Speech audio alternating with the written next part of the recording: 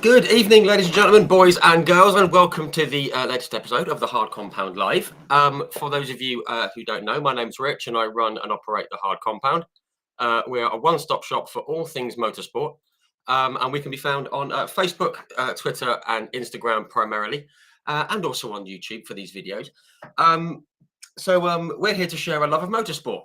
That's it. That's the only reason we're here, and we cover everything from Formula One to touring cars to NASCAR, IndyCar, the World Endurance Championship, bikes, rallying, and anything else that we can shake a stick at. Really, this covering takes the form of race reviews and race previews, throwbacks, birthdays, breaking news, any new livery reveals. Anything that's happening in the world of motorsport, really. And we try and cover it all with 3 articles a day in the morning, lunchtime, and evening here in the UK. In case you hadn't noticed, we also do live video interviews, just like this one. And just like this one, these are streamed on our Facebook, Twitter, and our YouTube channel. So do head over to the YouTube channel and give us a follow. They're also automatically saved in the live section over on YouTube and in the video section on Facebook. We've done well over 100 of these. We've had some fantastic guests who have been very kind enough to say yes to coming on and having a chat. I'm not going to name all of them. You'll be glad to know, but we've had everyone from across the motorsport spectrum, really. Guys such as Mario Andretti, John Watson, Hans Stuck, Jackie Ickx. Just 2 weeks ago, we spoke with Jackie Oliver. And I say we've had everyone from the F1 World Sports Cars, Indy Cars, the DTM, guys such as Takuma Sato, Ari Leyendijk, Max Gertz, Alex Tagliani, Johnny Molam, Derek Warwick, Stephanie Hansen, David Brabham, Mark Blundell, Eddie Cheever, Derek and Connor Daly, Karun Chandhok, Ukyo Katayama recently, Callum Eilert, Jack Aitken, and everyone in between. Our guest this evening is a native of Scotland, home to some very, very fine racers. Guys such as John Cleland, who's also been on here, as has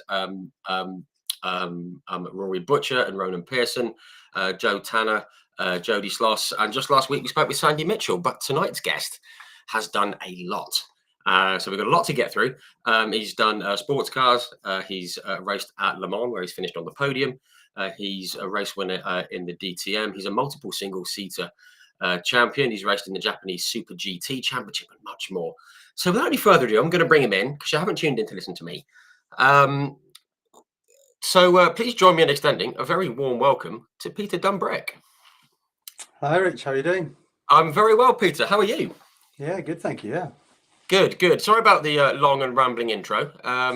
That's fine. You've got to be honest, it's good for me to hear what who you've spoken to and who I've got to live up to.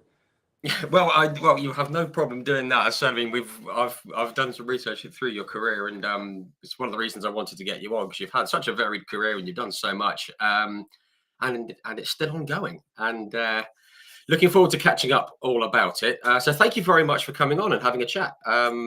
It's been quite a quick turnaround, but yeah, thank you, much appreciated. Pleasure. Great stuff. Okay, just before we get cracking, I want to say hello to some folks in the comment section. Guys, whichever platform you're tuning in on, they all seem to be working. If you have any comments or questions, do pop them in on the comment section, and we'll see them in real time, hopefully. And we'll try and work them into the chat. Hello to John Kane, who's one of our marshals based up at Knockhill, Orange Army. Big shout out to those guys. Chris, Josie, and Keith Mail are in. Vitaldo Marasevska's in, and many, many others. And our friend Nikki Eiffel Ronaldo from Twitter over near the Nürburgring. Good evening to you all, and all the 70 odd who are tuning in already. Lovely. So yes, any comments and questions, pop them in, and we will get to them. Hopefully. Right. That's the housekeeping done. Firstly, Peter, how's everything going? Because you're still involved with Aston Martin, and you're still keeping busy, aren't you? I am. You know what? I seem to do all kinds of different things. Yes, one of the things I'm involved in is Aston Martin Valkyrie. So development work of that car is all done. There's a few of us, Darren Turner being the lead development driver, myself, Tom Onslow Cole, Tom Canning, Johnny Adam. So we've all driven the car in various stages. So the latest thing that's happening is the track days have started for the customers now. So I was in Austin, Texas, about a week and a half ago. That was a great trip. Always a good track to go to, Kota, and to see a few Valkyries there and interest taking place. And you know, that car's been a long time coming because of obviously COVID getting in the way. But I think what a lot of people don't understand is how difficult it is to develop a car that's so highly tuned as that one, and all the little problems that come along with it. But now it seems to be running really well, and we're out there tracking it, and obviously a lot of owners are driving on the road as well. So it's great to see that. Yeah, it's excellent. And obviously with COVID getting in the way, I think everyone's done an amazing job in like getting it out. It's a fabulous looking thing, and it sounds great. I was actually at the Goodwood Festival of Speed on the Thursday this year. This year, and I just happened to be walking past when they fired it up, and yeah, it's if you like that kind of thing, yeah. if you like that kind of thing, it's absolutely fabulous. It's a fantastic car. So yeah, terrific. And you have driven some amazing cars as well. I will come to the electric car that you hoofed around the Nürburgring, because that was mighty impressive. I watched the lap earlier today, and goodness me, we'll definitely come to that. But that's obviously the present, and obviously it's great that the Valkyrie's taken off, and it does look fantastic, and the interest is growing in it. But what I'd like to do, if I may, is go right back to the start, really, because I've done a bit of research into where it all began, and it's not the first place you'd think of a racing driver coming from. How did it all start for you? Well, to cut a long story short, I had an interest in motorsport. No one else in the family was racing, but I enjoyed watching Formula One in the 80s, and I wasn't really the sort of person to have a driver as a hero so much, but I really enjoyed, Nigel Mansell's fighting spirit, obviously Ayrton Senna and Alan Prost. So the usual guys, and there was a chance for me to go karting, which kind of came a little bit out of the blue. And you talked about yourself earlier on privately with me, that how you'd said that you started karting yourself, but quickly money ran out. And exactly the same thing happened with me. There was not a bottomless pit of money, and I started to do quite well, and we started to come down from Scotland down to England to race, which is where all the competition is. And suddenly, from being one of the top dogs in Scotland, you're somewhere in the middle and in amongst all the competition. So I think that was a little bit of a reality check to me. A, we had no money, and B, the idea of becoming a racing driver wasn't really a factor for me. And it was just a bit of fun, and I enjoyed it. And let's see where life takes me beyond racing. And so various things happened along the way. I got a bit older. The karting pretty much completely stopped as there was no money. Right. And then I went and traveled the world. I went to Australia, I went to America, spent 6 months away, and got back. And I was in a situation where I didn't really want to work on the family farm, the mushroom farm. Yes. And, I hadn't done very well at school. So I was, okay, what am I going to do? And the next thing I was like, well, okay, I'm either wanting to disappear back to Australia again because it's a very cool place to be and I enjoyed it there, or there just may be a chance I could start racing. Okay. And so I went and did the Jim Russell course in school in Donington for a small amount of money. And that was the first, I suppose, with every driver, especially if you don't have much money, there's a step and another step and another step. So the first step was to do that. And if after that step I hadn't done well and I didn't look like I was competitive, then it would be easy for me to say, right, that's not my thing, I'm not good enough. Yeah. But the thing is, I won that step. So I won the school, I won extra races at the school. Wow. So I think in the end it cost me £1,500, but I got something like 5 races and the school for that. That's good. So I won their little championship. I won the school, and then we're in the situation, right? Okay, what can I do next? Because I didn't really know, and we had a family friend who helped me who knew a little bit more than we did anyway, and it's not around anymore, but a lot of drivers have come through it. Formula First, and I so it's a remember it. Yeah, I very remember seeing it at Brands economic. Hatch.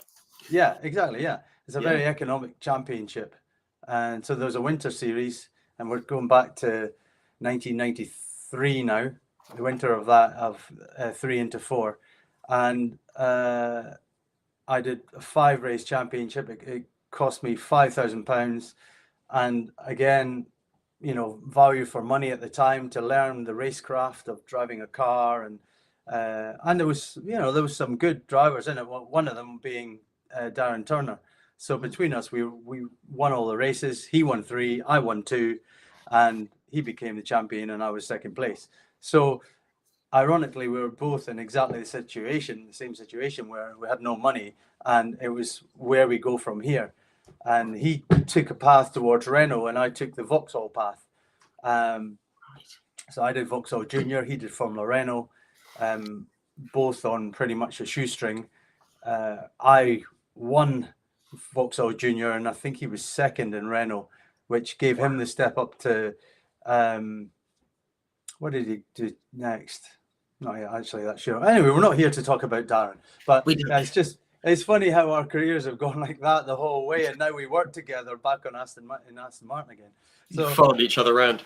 Yeah. So that was it. I mean, gradually, as I said, step by step, I won those early championships. I got up to the next step. I was fortunate enough to continue, and then make that step into getting paid to drive a race car. Wow, that's amazing. It's one of those things, isn't it? I mean, it kind of could have gone one of two ways. Obviously, when you went to the racing school, as you alluded to it could have gone, no, that's not for me. Can't do that. Look at something else. But as it was, you obviously were naturally pretty good at it, and that obviously carried through the whole way through. I did read somewhere there was an inheritance involved, which we're not going to get into to go racing. But it was basically all of my money, all my personal money. It was all yours. Okay. 94 season. So that was, as I said, I took that step from Formula First. I got a good seat in Formula Vauxhall Junior, but I had to either put my money where my mouth was or not go racing. And so I was in for everything I had. I mean, and it's the question that is still going on these days, isn't it? It's how much money do you have? I mean, you can have all the talent in the world, but it's expensive, and like money talks, and now it's screaming, isn't it? And people say that that's the problem with motorsport these days. It's like, well, you don't need these days, and on the end of it, it's always been the case, isn't it? Without the money, you can't do it. But it's like it's times 10 now. That's the thing. At least times 10. Yeah. You know, I mean, it's got to the stage now where, you know, I would say, well, I'm proof of it. The fact that I got through on very little money and made a career out of racing. Now I'm just not sure it's possible unless you know, in your very early in karting, you get picked up and you win all the way through, and someone like Red Bull or whoever is going to back you all the way. But those numbers are tiny, and so it really is becoming, you know, a rich man's sport. Yeah, absolutely. And just on that, I mean, I spoke with someone who's had some success this year, and they're looking at moving into F3, and they're looking at sort of comfortable, comfortable seven-figure sums, 2-3 million to go racing for a year, and he's 17 years old, and it's like, well, yeah, where's it going to come from? But yeah, that's for another day. The grid's full. Formula 3 and Formula 2, both grids are full, so the money is there. It's being found. Yeah, and it's the same even down to British F4 and GB3, GB4. It's they're all full, so it is there, but you've got to get lucky, I guess. Just on that for the Formula Vauxhall Junior, wasn't it? I've got here that you won 8 of the 15 races or something like that. Won the championship. You're a championship winner, but obviously the money's gone, and you're thinking, what do I do next? Was it at this time where you got picked up by Jackie Stewart? No, that was the Or was that following year. So later on? I took the step up to Formula Vauxhall with Martin Donnelly Racing. Ah, Martin. Okay, he's been on here too. Yeah. Yeah, we like So Martin. so Martin had his team based at Snetterton, and he had a bit of sponsorship at the time in the team.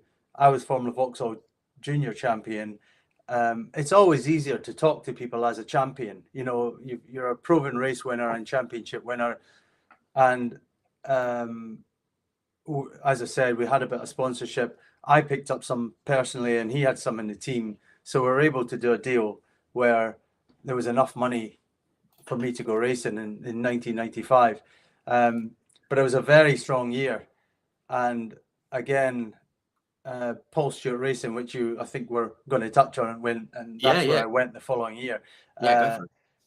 They were the dominant team that year. And although I think I did lead the championship after round 3 or something like that, I was nice and consistent, but I had a lot of mechanical issues that year. And it kind of paid to me challenging for the championships. I think I finished 5th in the end, but it did give me the springboard to join PSR the following year. But budget became an issue again, as it always does.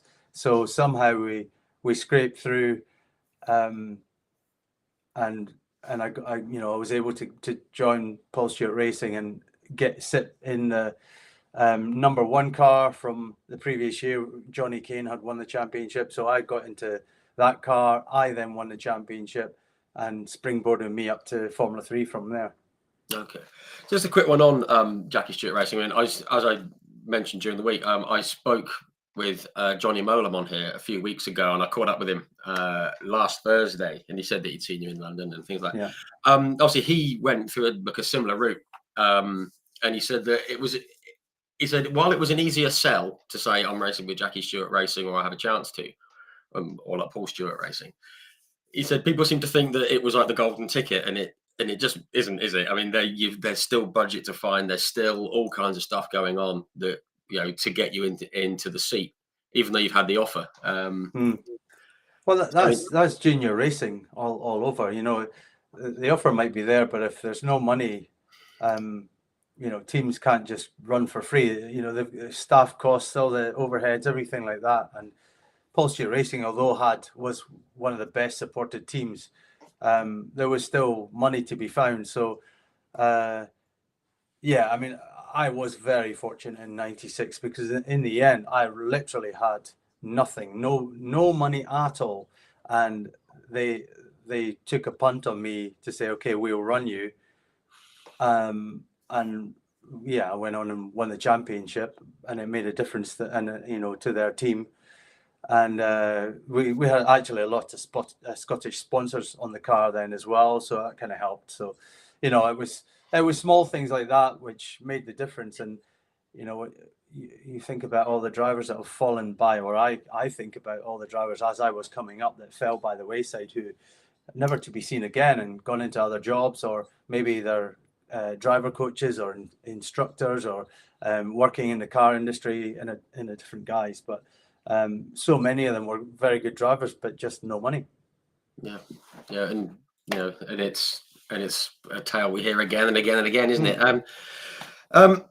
Excuse me. I mean, quickly, obviously, you were going into the championship winning car. Did you expect to be as good as you were? I mean, obviously, I guess you felt you had a shot of doing well because it's a championship winning car. But yeah, I mean, did you think it'd go as well as it did?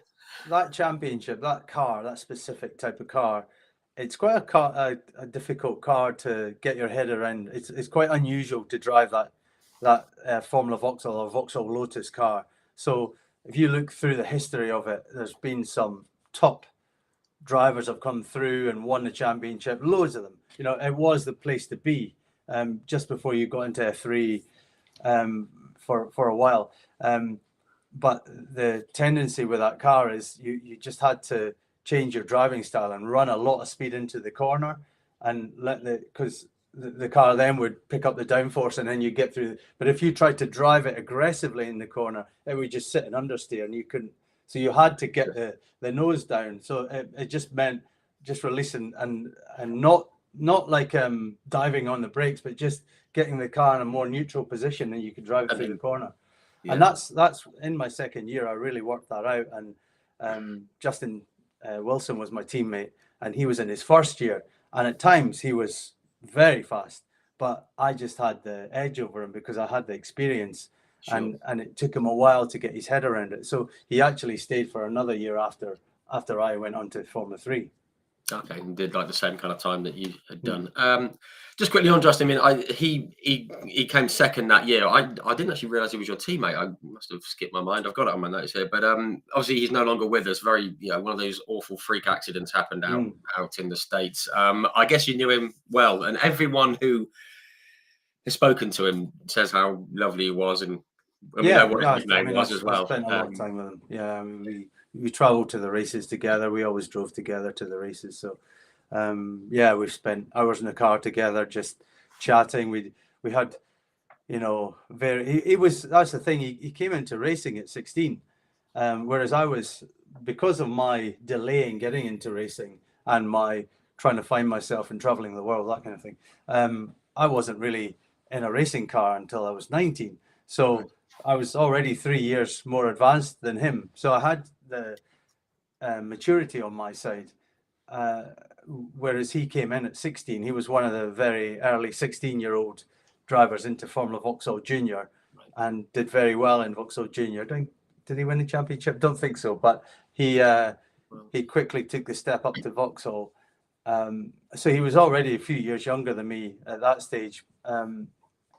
And I was around him while he was making all these decisions, and then I went off to Japan, and he was still in the UK. Then he got picked up by Palmer and did the Audi Palmer Championship, and then obviously his championship win in Formula 3000 was a big thing for him, and that really made the difference and got him into F1 with a lot of jiggery pokery and money and this and that deals, but he was definitely due his place there.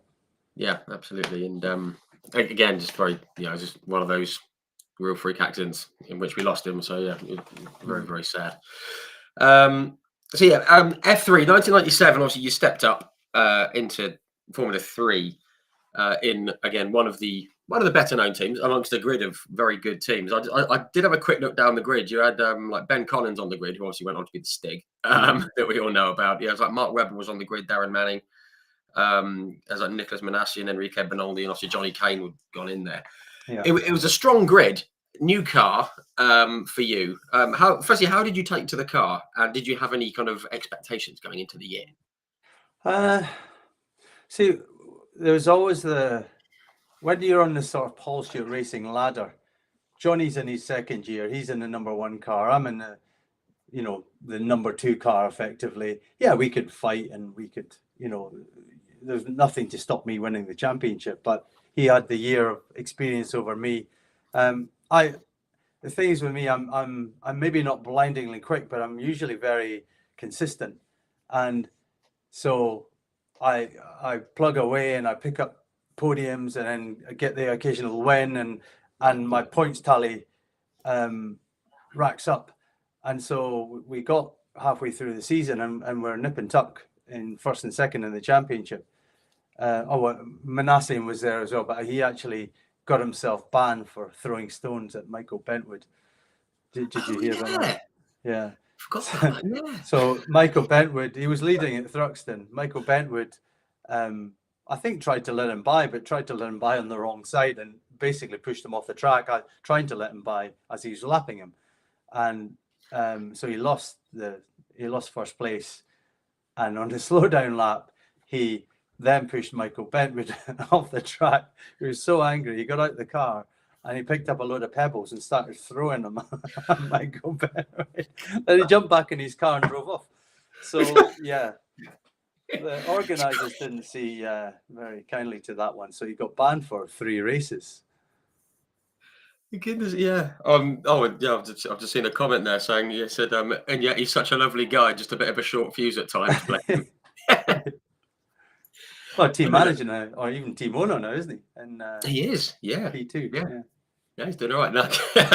See, they're the little stories I love hearing. That's brilliant. I do vaguely remember hearing about that now. Someone chucking stones. But yeah, across the year, I mean, you said you in the title race. You came third overall. I guess you kind of want to win, and you want to do and you want to win championships. But stepping up into a new series, were you pretty happy with that in the end? Third. I think the result was okay. I was disappointed that the second half of the season I didn't fulfill what I really should have fulfilled. I made in Pembrey was a big turning point. Yeah, it was tied there, wasn't it? I actually went off on my own while I was in second place, and then the leader went off. So I'd actually would have won the race had I just stayed with, and that was a lot of points, and it did play with my mind, that one, and it would have. I'm not sure it would have put me in the lead of the championship, but it would have put me very, very close. So, yeah, certain times in your career you look back and you think how and why did that happen, and it was all down to me. It was my mistake, but we are all human and we all make mistakes, but it shouldn't have happened. Yeah, and I guess that's the frustration, isn't it, when it happens by yourself? You think, I mean, if like someone tags you or something, or you kind of make peace with it, but I can imagine that would be a bit irritating. But yeah, one of those things, it happens, doesn't it? Also, like Pembrey, beautiful circuit. Absolutely love the circuit. Another one that's completely different. Your first experience of it, I believe, in '97 was Macau. Yeah. Polar opposite to Pembrey, pretty much. What did you think of it first time you got there in '97? Because I would love to go. I mean, you definitely have to go. The thing is, you've missed it already, as in you've missed it this year, but you've also missed what it used to be. It used to be absolutely brilliant, but it was huge, wasn't it? It's become a bit more of a casino town, and all the fun of the place is not quite what it used to be. I mean, it's still an awesome race. Yeah. And of course, I think it was Formula Regional that went this year, because Formula 3, so I think they're changing car or something for next year, or yeah, they got a new car for next year. Yeah, so I think that's the reason why they didn't want to use the old one, and they wanted to go. So they'll probably go back to Formula 3 next year. Awesome place, really enjoyed it. I do remember thinking, "What the hell are we doing? This is insane." Some of the speeds you're doing as you're brushing past the barriers, and you're flat in some areas, and you're thinking, "This is just crazy." And of course you have your brushes with a wall, and some people get it really wrong and have massive shunts, and then of course everyone else fires in, and we see that almost every year. And again, it happened this year, where loads of cars will, one person crashes, gets broadside across the track, and they go in one after the other. So I really enjoyed it. I was running really well, and again, as I sort of pointed out to you, I'm maybe not the ultimate quickest on the track, but I generally plug away, get quicker and quicker and quicker. I'm a gradual learner rather than a whoop. So I was running well. I think I was in the top 5 or something. And Webber was in his first year. Webber and I were like nip and tuck, and I don't know if Webber finished in the end, but my drive shaft failed. And I was obviously quite disappointed with that, but at the same time I thought, well, at least I've shown myself well, and basically off my pace there and the way I handled the weekend, that's what got me the seat in the Thomas Toyota in Japan for the following year. Yeah, I mean, I must be, because looking at your career, I was looking at it going, you've gone from British F3, and all of a sudden you're racing out in the Japanese series, and then I thought, Macau must have been. I guess it kind of put you in the shop window. Was a big help, but basically my time had run out at Paul Stewart Racing, because the budget still wasn't there, and the team were on the brink of F1, and there was money was talking really, and there was 2 Brazilian drivers knocking on the door, and they both had a lot of money and well, actually, one of them did make F1, Luciano Berti, but Mario Haberfeld, who actually won the championship went to Formula 3000, but then retired fairly quickly. Whereas Luciano Berti went on to 3000 Formula One for a while in Prost, and then back to Brazil to race touring cars. Yeah, in the stock car championship, wasn't it? Which is a crazy series. Love seeing that. So the deals come together. Obviously, you've been, spotted with the drive at Macau, and driving for Thomas Toyota. That's a big, kind of deal in the motorsport world, especially at that time. I guess you had to move out there and things like that. I mean, was it a difficult transition? Because obviously, it's like a different car, new circuits, of course, completely new culture. Yeah, obviously the learning the circuits is but there was testing, and I was a second year driver, so okay, the tires were different tires, but essentially it was the same car, same Dallara car, and I then was the number one driver. I was in my second year, and I was expected to go and win the championship, and I Wow.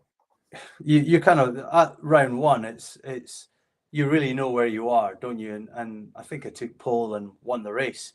Yeah. And at that point, I thought, right, okay, clearly I'm capable. That was at Suzuka as well, so it was probably one of the most daunting of circuits. And so once, and the other thing is the Japanese races tended to be a bit longer as well than the British one. So yeah, you're already racing 45 minutes, whereas the British ones were maybe only half an hour. So it kind of got your mind into the way of more of an, well, not really endurance, but just a longer race. And obviously the step between that and Formula Nippon at the time, and then to Formula One, the races are only going to get longer. So yeah, it was a eye-opening experience. It was a no-brainer for me, because in the end I had no other options. Right. It was a case of scratch around, try and find some money to race in the UK, or have a free drive and have the potential to win prize money, which actually exists in Japan, whereas it doesn't exist anywhere else. So, or it did then anyway. So yeah, when I got that opportunity, I was like, okay, I have to do it. I'd also Tom Cornell was the driver who was outgoing. He just won the championship. I Yes. knew him a little bit from the previous year in '97, having raced against him in Macau and in the Marlboro Masters in Zandvoort. So I sort of spoke to him a bit, and it was it was clear that's what I had to do, and it was. Little did I know how much I would enjoy Japan, and living there at the time, and the culture and everything, and suddenly actually making some money from driving a race car. Bizarre. That's the bonus, isn't it? Earning the money at the end of it. I just think, like Japan, I think for pretty much everyone in the Western world, it's just got that kind of thing about it. You just think, oh, I'd love to go. And the opportunity, to race there, and you say you raced at like Suzuka and Fuji and all these, these legendary circuits that we're all familiar with. Fantastic opportunity. And I said, I've got here, you had 9 races, and they're a bit longer, as you said, 7 wins, and third and second. I mean, when your blips in a season are podium finishes, you've had a good season. And you kind of mentioned that you went there to win the championship. You were expected to win the championship. Did you feel any pressure on yourself for that, or was it a case of, I've got the kit, I can give this a good crack? No, I mean, as I said right from the beginning, I felt on top of it. My teammates, I had 2 teammates, and they were both, younger than me as well, and learning from me more. So I was the team leader, and we had a fantastic engineer. I really got on well with the car and the tires, and it just was second nature to me. So yeah, as you say, the 2 times I didn't win were more to me just not quite getting on it, when really I should have won all the races. Yeah.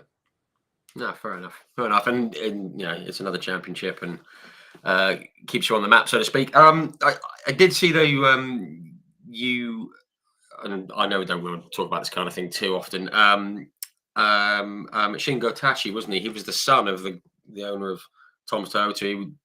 Good time to talk about him. He was very sadly lost in a testing accident, wasn't he? Yeah. I forget where it was now. It was somewhere there, wasn't it? Okayama, I think. Okayama. Oh yes, up in the hill. Yeah. It's just very sad when that kind of thing happens, isn't it? And I know you kind of spent some time with him, didn't you? Spent a lot of time with him. Yeah. No, we would always travel to the races together, and you know, yeah, we had between the three drivers, we had a good relationship, and we're always going to dinner together, and we always hung out. And there's no, you know, I would always, maybe I was in a situation where I was able to help them, but I would always help them with data and whatever, and try and I wanted them to do well. Obviously, I didn't want to be beaten by them, but I just had enough of an edge, regardless, that I wanted them finishing second rather than you know, and taking points from my closest competitor. So yeah, it was we had a really good relationship, and there was a social side away from racing as well. We hang out a lot, and yeah, the fact that he was the son of the boss was good for me, because I sort of got taken into the family a bit as well, and we spent I spent a lot of time with Tachi-san, his father, and Misao, his wife, and you know, in Tokyo, and so I was in a good place. I was performing, I was making some money, and I was enjoying life, and everything was going my way.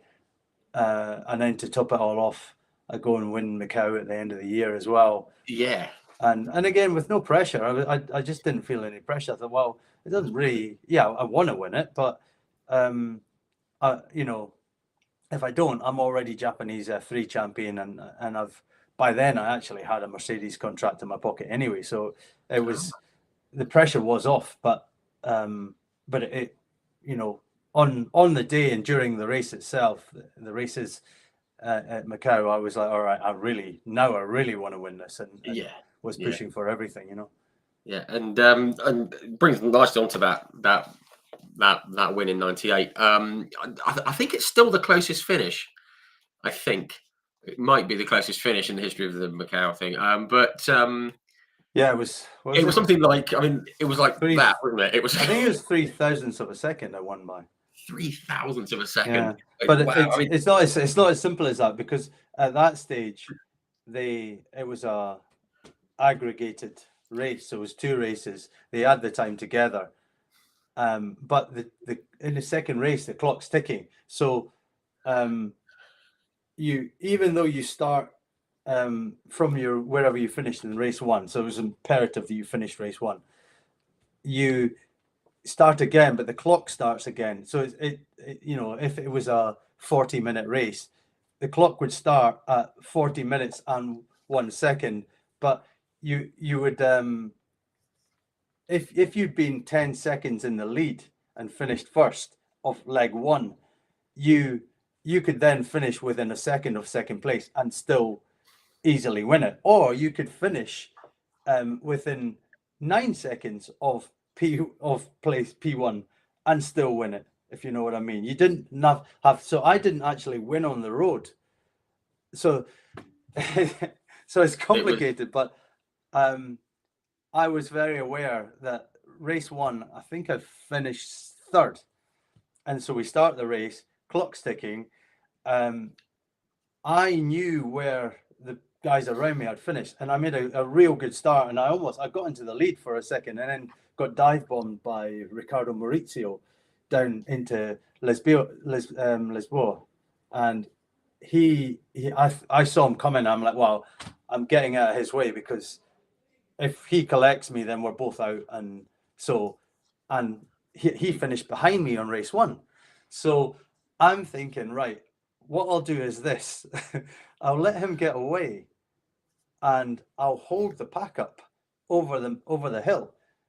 So Darren Manning's then on second, Enrique Bernaldi's, and I'm looking in my mirrors, and I'm driving hard, but I'm not driving that hard.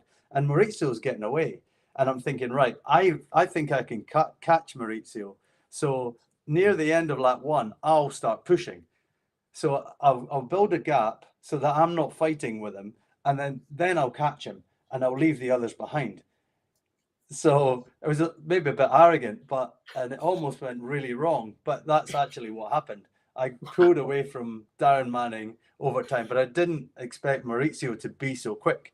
So it was him that I beat by 0.003 of a second, because he'd finished behind me in leg 1. And then Enrique Bernaldi was third. And yeah, he was very annoyed. I can imagine. Yeah, there's always someone on the other side of that. But Macau Grand Prix winner. No, that's great. I love that. Just in a couple of comments coming in here from YouTube. Paul O'Neill TV. I think we know who that is. Never heard of him. Paul O'Neill. Hello, Paul. Okay, I've got to chuck this in. Sorry, just very quickly, I have a question from my friend Chris Josie. We'll talk about F1 drivers and F2 and F3. We'll come to that in a minute, Chris, mate. Paul O'Neill, he said, tell Rich about the other Friday. So that was a night out. That was the 90s racing drivers, or 90s, early 2000s racing drivers. Was this one in London, the secret? Yeah. So that's when you saw Johnny Molan was there, that's where he was at as well. Yeah.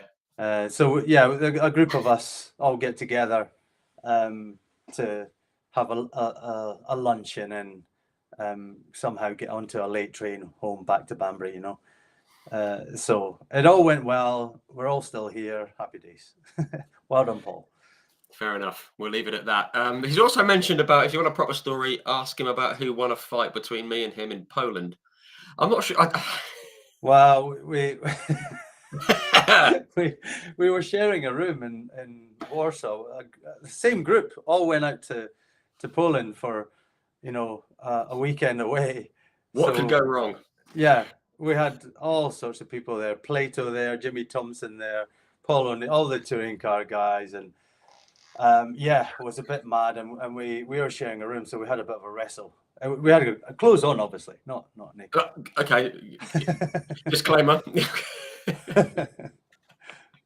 I'm gonna assume Paul won, otherwise he wouldn't have asked. Yeah. Paul, we need to get you on here. We'll be in touch. We've got iPhone now, though. Our friend Nikki's asking about Klaus Ludwig. We'll come to Klaus very, very soon. Just want to touch on very quickly.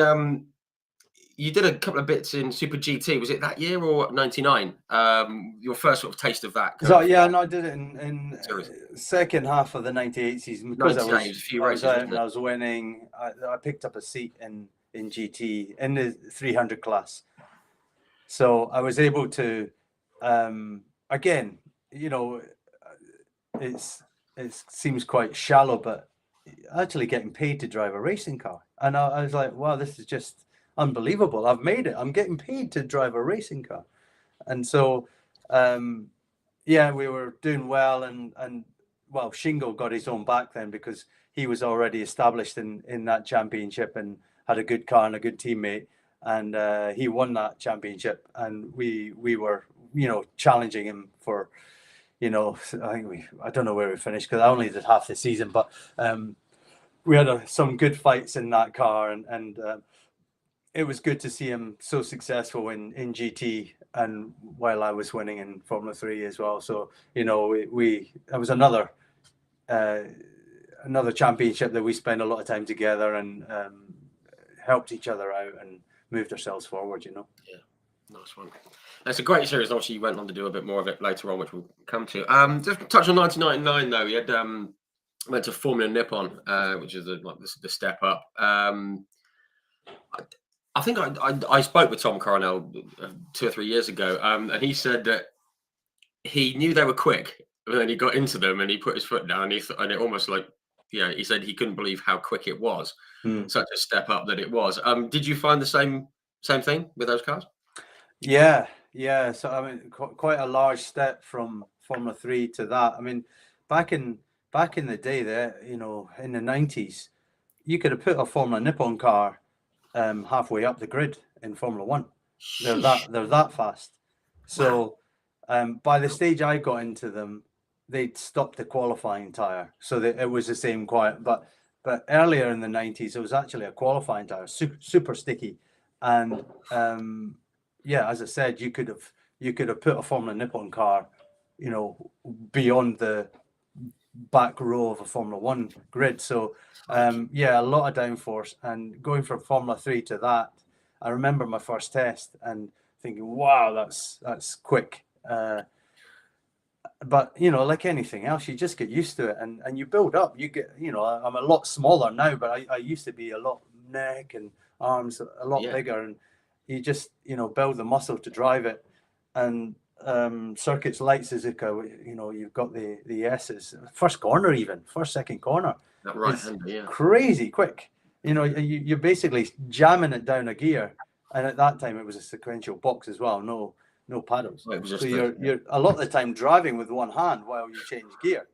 So I remember, Dunlop corner, long left-hander, and you've got two gear changes through it, and you're basically tilted over like that, and your arms on the side, and you just take it and change a gear, and as soon as you go to one hand, you feel the wheel and you're just coming back at you. yeah, getting it back in there. So very enjoyable to drive.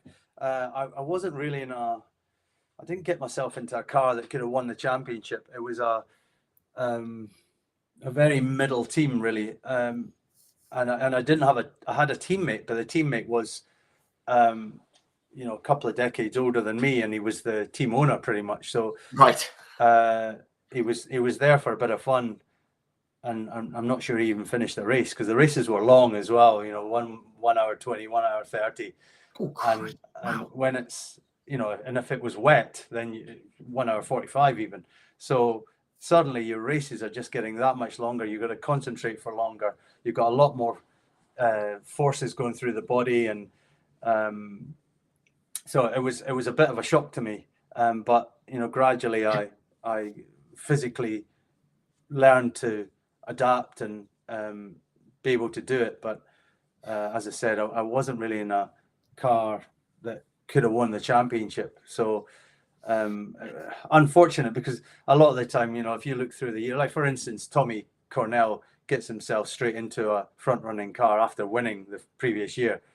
I win the same way, and but I sort of concentrated on the Mercedes deal, and that was more my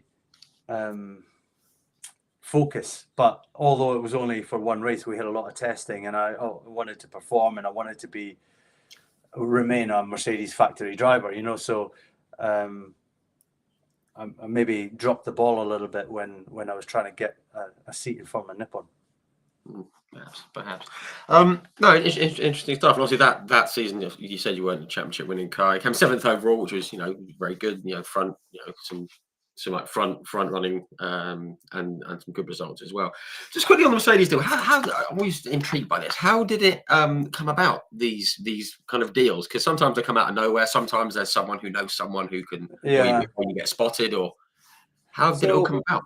It came about partly anyway because the previous year, in '97, I think it was British Grand Prix weekend. So Formula 3 used to race with British Grand Prix Silverstone every year. So we'd heard that Mark Webber had gone and kind of doorstopped Norbert Haug, who was the boss of Mercedes Motorsport at the time. And I thought, well, we're like, I'm maybe a little bit shy even, or I'm a bit withdrawn, and I don't want to put myself out there, but it was I suppose really got to go and do it. So I did, and we went and met him, and arranged an appointment and said, okay, this is what I'm doing, and I'm currently second or third in British Formula 3, and of course Webber managed to step straight into a sports car. So I straight from actually finishing fourth in British F3, he managed to get into Mercedes sports car as a factory driver, whereas I went to Japan. So I finished third, he finishes fourth in the championship, gets to there. That was another thought in my head, like, well, if he could do it, surely I can do it. So that connection had been made, and the rest just took care of itself. And I still remember the early days of being in Japan and my phone ringing as I'm driving through Tokyo, and and like I actually did pull the car over. I didn't continue driving, and I'm like, because the lady on the other end says, "I've got Norbert Haug for you. Can you hold?" And I'm like, yes. So I'm parked there on the side of the street in Tokyo, and Norbert Haug's basically offering me a contract Wow. to do Le Mans, and a test as well. So we'd go to Vallelunga for a test, and all the drivers would be there, and they'd have two cars. The new cars weren't ready at that stage; it was the old cars. So it's the first time I got to drive the CLK. Mm. So championship winning car from GT1 World Championship in 97. Did they win 98? 98, yes, 98. 8. Could be And 8. yeah, so it was Ricardo Zonta and Klaus Ludwig who Wow. won the championship in 98. So Zonta was moving on. He was going to F1 with BAR, and Ludwig was actually no, he retired again. So he did that year, and then he retired. Said, "I'm not going back to Le Mans," and so that's when they filled the three cars with 9 drivers and from various walks of life, different championships, junior drivers, older drivers, past winners, and so that all took place. We began a testing program. First of all, with the old car, so we had the running gear of the new car in the old car, and we went out to Fontana to the oval, and we had the infield there, and we did a 30-hour test there. We went to we did that twice, in fact, leading up to June '99, and also there was one in Magny-Cours, but that weekend I was racing Formula Nippon, so I didn't do that test. And that's when Darren Turner came in as a reserve driver, so he did that test. Right. So yeah, then 99, the race comes around, and we think we've done enough testing and that the car should last. And little did we know that there was a pretty significant problem with the aero balance of the car, and it only really showed up on a circuit that was undulating, and with all that testing was around no other cars as well. So we were Fontana 200 miles an hour every lap going into a makeshift chicane, and then round the rest of the banking, infield, blah blah blah. So but never any problems, and no other cars around. Then all of a sudden add the other cars and add these undulations and curbs and camber, etc., and it was clear we had an issue. Yeah, I mean, obviously, I think people who are listening are going to know what's coming up here. I'm kind of loath to talk about it because I don't like talking about accidents and things and all the bad stuff that can happen. Obviously, these are the facts of life, though. As a racing driver, it's something that you kind of sign up to, and in your mind, the back of your mind, you always think it can't be me. It will never be me. But you're also well aware that, of course, it could be you. And to take it a step further, you could think of all the bike riders, the Isle of Man riders, the MotoGP, and they're on the next level, aren't they? Especially road racing. Me, but actually, it's 100% going to be you. You are going to come off at some stage. You are going to break bits of your body. It's just facts of life as a bike racer, and they accept it, and it's like, well, fair enough. Yeah. Road racers, honestly. I mean, I actually had Shane Byrne on here, 6-time BSB champion, and I asked him if he'd do the Isle of Man, and even before I got to the end of the sentence, he just went, no, absolutely not, because they're crazy. Fair play to Glenn Irwin for retiring when he has this year. Good move. But yeah, back to Le Mans. I mean, obviously you were with Philippe Bouchut and Nick Heidfeld and Jean Christophe Bouchut. Christophe Bouchut, sorry, Philippe was. I think it was Philippe Adams for some reason. Anyway, Christophe Bouchut and Nick Heidfeld. Mark Webber was in a t'other car, as you alluded to, and he said about the aero balance, the dirty air from other cars, the Mulsanne doing what it does. I guess you were kind of aware there might be an issue, but obviously Mark had a big issue to begin with on the Thursday, wasn't it? When he basically the car flips Yeah. and on the circuit Well, upside so down. the first I kind of, it really came out to me at that stage as well. You could go deep into the forest and watch from inside, and get to where photographers get to, as just, I don't know, whether as a driver. So I wasn't doing one of the sessions, and I went out to look at the car, and I saw the movement of the car Oh, you compared saw it, to okay. the Toyota, the Audi, the everything else, BMW. And I saw our car on the brakes and high speed like that, floating. And I thought, well, yeah, it does that, doesn't it? Yeah, that's I always feel that with the car, but that's how it felt like from day one for me. So you Right. kind of just get used to it, and you don't think too much about it, and you think, well, isn't that what sports cars do? Well, it turns out that no, it's not what they do. It's just what our car did.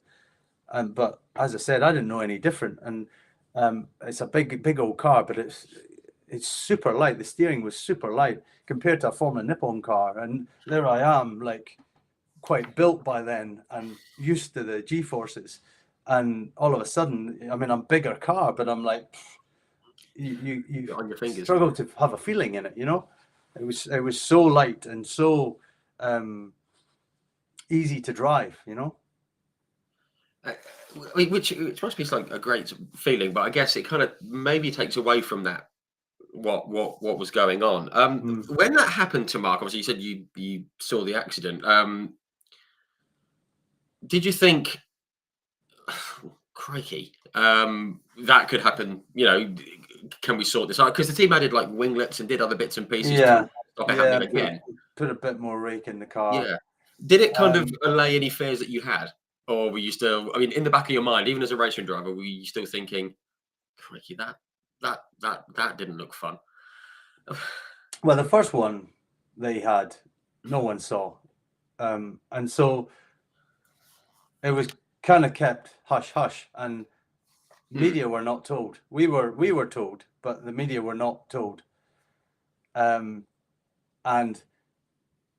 it was a freak thing, and okay, a freak thing, fair enough. And No. so we didn't think any more about it. But he leaves the pits on Saturday morning warm up, and on lap one, he goes over the rise at Mulsanne, and that's the picture of his. That's a picture you see on the internet, and there's a Viper driving down here, and he's up in the air like that, and that was lap one. And I remember him saying to me, I wasn't even flat out, and it just took off. And so Wow. at that stage, it brought it home a bit, and there was a lot of discussions taking place, and obviously there was a discussion of should we pull the cars, the two cars that were remaining. Obviously Mark's car's gone then.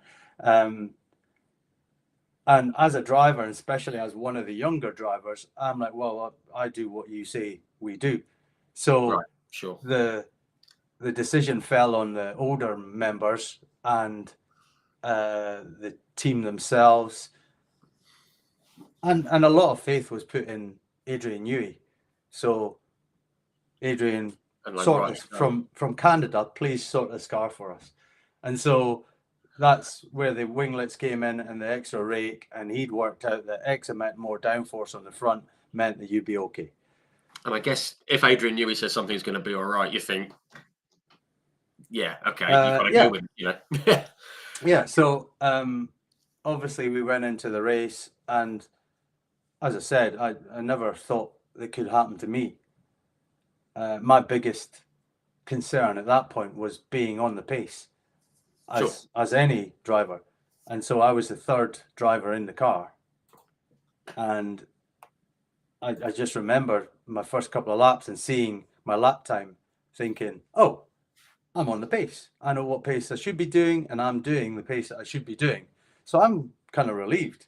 And then I get to the next issue of I'm catching that red car in front, and it's a Toyota. That was a Toyota, wasn't it? Yeah. And I know that car's in second place. And it basically, it wasn't until the race that we found out that BMW could do one more lap per stint than us on fuel. Right. So they weren't the quickest car, but they were able to eke it out every time. And obviously over the course of a 10 lap, 12 lap stint, that, you know, for every 12 stints or whatever, you're getting a free stint because they're able to do one more lap than us. So they'd found themselves to the front. We're all out of sequence with each other. They'd found themselves in the lead. Toyota was in front of me. I'm thinking, I'm catching that Toyota. But the words that were ringing in my ears were that we were told, do not get close to any other cars, which is kind of difficult when there's whatever, 46 of you on the track, or Well, however yeah. many. Was it 56 at the time? Anyway, so as I'm catching this Toyota, I'm thinking, right, okay, I am catching him. I'm quicker by at least half a second a lap. But how do I pass him if I can't get close to him? How is that supposed to happen? And I remember going over the brow at Mulsanne, and the Toyota was on the left, and I pulled out of a slipstream so that the mark thing wouldn't happen. We go over. Back then, it was quite a pronounced brow. Yeah. Going into Mulsanne corner. So we're on the brakes, and I close right in, and I'm really quite close behind him now. And he accelerates away, and the whole concertina effect. And as he accelerates away, I'm thinking, how close is too close? And I made a call. I'm like, I don't think I'm too close anymore. I think I'm okay. So I kept it pinned all the way down to Indianapolis. And then the next thing I know, I see the sky. And I instantly know what's happening. I know I'm having a shunt, and Mark's done it twice, so I'll be fine. That's generally my take on life. If someone does something and they're okay, I can do that thing too, and I'll be okay. If it happens to you, yeah. Yeah. So reconcile it a bit. So that's, you know, I didn't see my life flash, and it's just like, well, I'm having a shunt, and well, buckle up, let's go. Just see where it ends, I suppose. I did see a video. You went back, didn't you? And was it a few years ago? Was it? I saw a video. I think you were with Alan McNish, and you went there, and you went back to roughly where it happened. Yeah. 2019. Yeah. Yeah, and you yes, it was 20 years on, wasn't it? And you said that you didn't really have any recollection of anything that happened. You remember seeing the sky, and the next thing was being on a stretcher. Yeah. I guess that's just how it is in your mind now. Yeah, I you know, I've had shunts before and after big ones, and each time I've watched the world pass me by, and as I rolled over and smashed the car to bits. But this one, no, my brain's just said, no, you don't get to remember that one. That was you kind of don't need. It's like you kind of don't need to, I guess. Yeah. And again, you said in that footage as well that you've seen the accident. Obviously, we've seen it, and you said it doesn't feel like it was you in the car because you haven't got the recollection of it. It's just a car.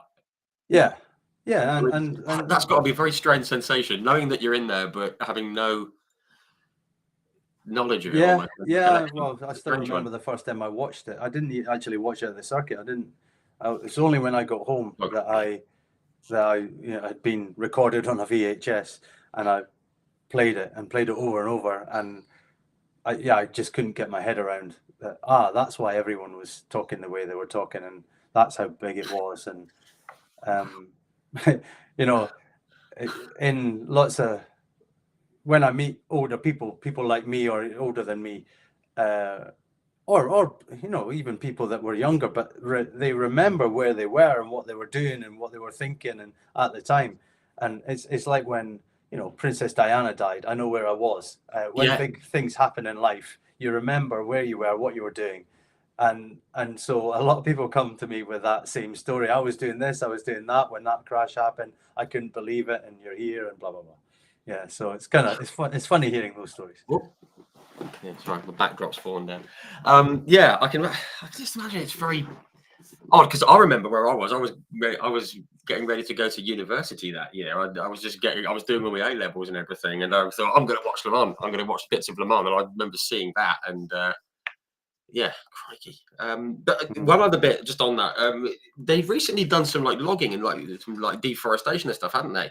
and that's pretty Yeah, much where the accident happened, which I yeah, guess is a saving grace. I mean, we don't want to think about what could have happened if there'd been yeah. people I'd have left you been treat. pinball between trees for sure. Yeah. Yeah. Yeah, again, one of the lucky things that happened that day. You know, a lot of things went, and I think I used up all my luck in that It, one shunt. Uh, yeah. Yeah, sure. Wow. Well, thank you for talking about it. I wasn't sure whether to bring it up. It's why it's highlighted in red on the notes that I gave you. Wasn't sure, but no, thank you. It's amazing. I think for non-racers and for people that have watched it happen, I guess we can't believe that you have no recollection of it, even though you can see it's you. And yeah, that's just an amazing thing to me. yeah. Where, Well, where but the you can brain see works. why the whatever G's I was pulling as I went up and over, and yeah. Yeah, probably And then the, again, fortunate to have landed backwards, tail fortunate first. not to have landed in the trees. Yeah, There was some stumps around me and hit them, and the car stayed in one piece pretty yeah, much. And yeah. yeah, and then there was, various pictures of me getting helped out the car, which I'm fuzzy with. Mm. I don't really remember getting helped out the car. Nowadays, you that wouldn't happen. You'd be in case of a back injury, where Yeah, as they long as you leave you knew the there. car wasn't on fire, they'd keep you in the car. But then it was like, "Hey, come on, Phil, out you get." And I was like, "Yeah, fair enough, yeah." You're like, okay, let's go. Mm. Yeah. I mean, I think way to sum it up is that went as well as it could have done. After it started, it kind of ended as well as it could have Yeah, done. Obviously, yeah, within and progress, I I suppose. broke absolutely nothing, Wow. and little bit of bruising, maybe arms and elbows and knees, but apart from that, no dramas. And you know, the only scarring was maybe a little bit mental scarring for a wee Sure. while, but Sure. I sorted that out, so Yeah. all And, good. onwards and upwards. I've just seen a comment here from Paul Cunningham. Evening, Paul. He just said he was asking about the Tom's Drive and F3 in Japan. We've covered that, Paul, but you can watch this back. You're on Facebook. It's in the video section. You can watch it back. Good man. Right. Another couple of bits on Le Mans while we're on the subject. You drove, was it three times, I think it was, a bit later on for Spiker, Yeah, the Dutch manufacturers. And I mean, they were cool. I mean, they had a cool name. The Dutch are known for being a bit off the wall. mm. The F1 car was a bit crazy. What were those cars like to drive? Because they were superb looking things. Very Oh, short wheelbase, very fragile Audi engine in it, 4 liter Audi engine in it. It broke a lot. right. But to say that, we still did 6 hour races with it. We did the Le Mans series with it. We got to the end of summer races. The important thing to remember about at that stage was it was before the days of BOP, balance of performance. So we didn't get any favors, and the Ferrari was the car to have. That was up there. That was winning. Even at 911, they're both up there. So we're fighting against guys we shouldn't really be fighting with no handicap system at all. And when you try and run a car that's already a bit fragile to its max, then it gradually goes pop, and you don't make it too far into a 24-hour race. So that's what happened for the next 2 times. The third time I did it with Spiker, I finally finished the race, albeit quite a bit down. But yeah, that sort of it was good to go back with him, and it, I could have found myself in a seat maybe that I potentially could have won in, and that car would never have won. So although I enjoyed it at the time, it was like, well, you're kind of sacrificing actually winning the race or placing on a podium. So thankfully, I was able to go back again, get the chance to go back in a P1, and it was a privateer car, so we're up against again factory cars. You were never going to win it, but we had the chance to finish relatively well. I think we finished 6th that year, and beat some of the factory cars because they crashed or broke down or whatever. So yeah, that was to be back in a top car at Le Mans and finishing the first handful of places was pretty cool.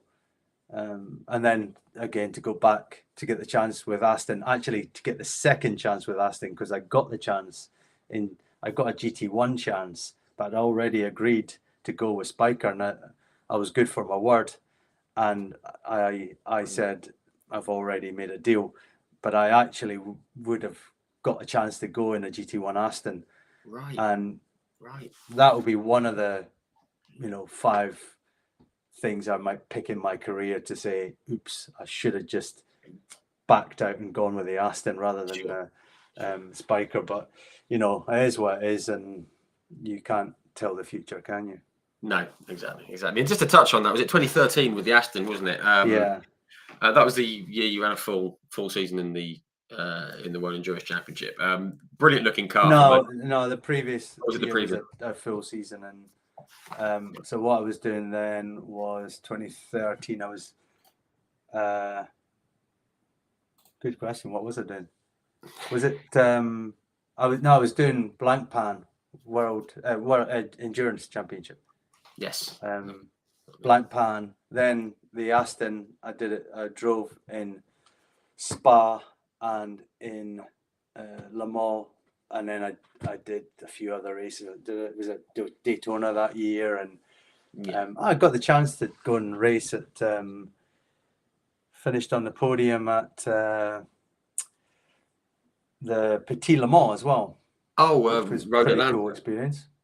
Yeah, that's a cool event. That's one I'd love to get to. I forget who won it this year. It was anyway. But yeah, that was very, very cool. But yeah, I was saying that Aston for that in 2013 for parts where you had like the Golf kind of colours on it, which yeah, you can put that on any car. It looks good, doesn't it? Yeah, yeah. I think do I have that car in a model? I think I've got over there. There's all my models of the cars I've driven, so I've got the model over there. Yeah, that was a very cool car, and we came this close to winning the race, but in the end, it just didn't go our way. We had a mega fight, and I think the car. It was back in the day, so obviously things move on and tracks move on. The way curbs are and the sausage curbs and whatever. At that stage, for that year, I think they just opened up the last chicane. There was no sausage curbs, and it was basically the fastest way through it was to just absolutely smash the car right over the top and carry on. And so after, I suppose, about 22 and a half to 23 hours of doing that, our car had enough, and I think they had to have the car in to change the splitter or something like that, and that put paid to our chances of winning. Yeah. A shame, of course, but still, podium at Le Mans.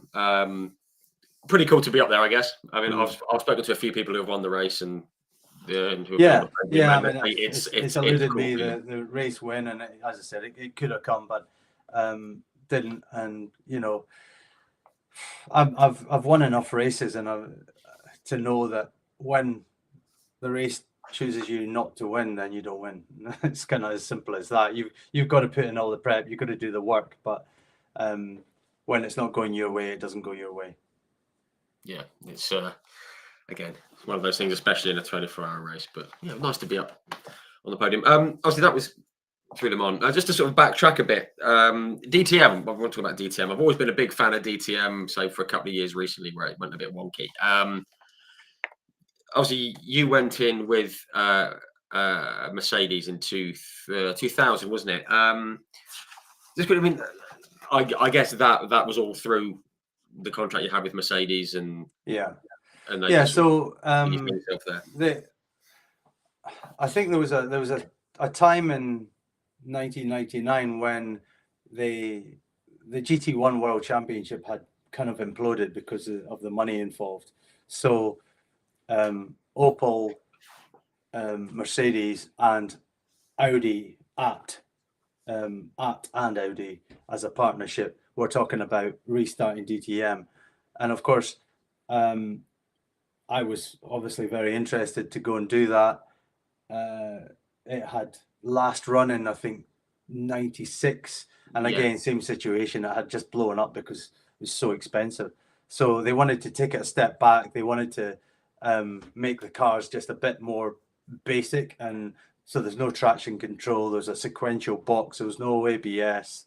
It was just a brute to drive. And you had to learn to drive it. And so Mercedes in the end were looking for 2, 4, 6, 8 drivers for there. So we're all factory drivers, we're all paid, and the top of the list was Bernd Schneider. Klaus Ludwig would be second, and then gradually working your way down. So I'm sort of there somewhere middle, whatever. So I get placed in the Person team. And bearing in mind, this is the first year of the championship, so all the cars are brand new. But if you're not in the factory HWA team, you might start on a level footing, but you gradually fall behind as the development of that car goes. And once that development starts moving, maybe 1 or 2 races later, you get the development parts, but they've already moved on to the next one. So a gap forms straight away, and you always play catch up. And you know, that's just how it is. It's some cars are there to make up the numbers, and other cars are there. And it was same in the old, you know, if you look at the roster of drivers back in the 90s, loads of F1 drivers and whatever, and some of them are finishing in like 10th position, and you think, whoa, he's way better than that. Well, it's kind of more down to the car and various other factors. So I was in the Person team. The other sort of semi-factory team was the Rosberg team, and we had a handle on the car quicker and better than they did. So we were always slightly ahead of them. I was able to perform when I needed to, and get a couple of second places, and you know various other top 5s and 6s and whatever. And so that gave me the chance to be put into the factory car, the HWA car, alongside Bernd Schneider the next year. So again, I learned a lot that year. I learned politics for a start. It's never black and white. It's always grey. You know, you kind of you have to play the game, and I wasn't good at playing the game. That was my problem. I was quite good at driving a car, but I wasn't good at playing the political game and getting the right people to like me. And you know, well, I mean, to put it bluntly, you have to be good at arse licking. It's just as simple as that. You've got to be a suck up. It's to get anywhere in that, you have to be in with the right people. And so I had a good year in 2001, and I was up there challenging, but at the end of the day, I didn't get the right people to like me. Simple as that. And when one position was going to Jean Alesi, someone had to give way. So it was me or Marcel Fassler. And bearing in mind, I quite handsomely beat Marcel most of the year. He is a very nice, genuine guy, and didn't rub anyone up the wrong way. And the Warsteiner was on his car sponsoring him. And basically I had to give way to Jean Alesi to come into the team. And it was soul destroying, having to go back to a year-old car now, which was even further behind the previous car I'd been driving. So you're kind of real mid-grid now. And then I started to look around for a chance to move on, and that's when the Opel thing came about for the following year. And I changed teams. And so after a 4-year career with Mercedes, I left Mercedes to go to Opel. Okay, which I guess, you know, completely understandable given what you've just said with how it all came about, and the old car and things like that. Just quickly though, on Bert Schneider, I remember him in the Zach Speed in Formula One. Oh yeah. Way back. I was a bit of a Zach Speed fan for some reason. I don't know why. Mm. The plucky underdog. I've always had, because obviously he was very, very good in touring cars, and he's still with Mercedes, I believe now. Mercedes Daimler. What was he like as a teammate? Obviously, he was like top dog, I guess. But what was he Uh, like we personally? we we got on well. There in that situation, there's not much information goes back and forward, and he he plays an excellent game. You know, he is probably my most admired teammate. He just plays the game when he needs to do the job. He does the job.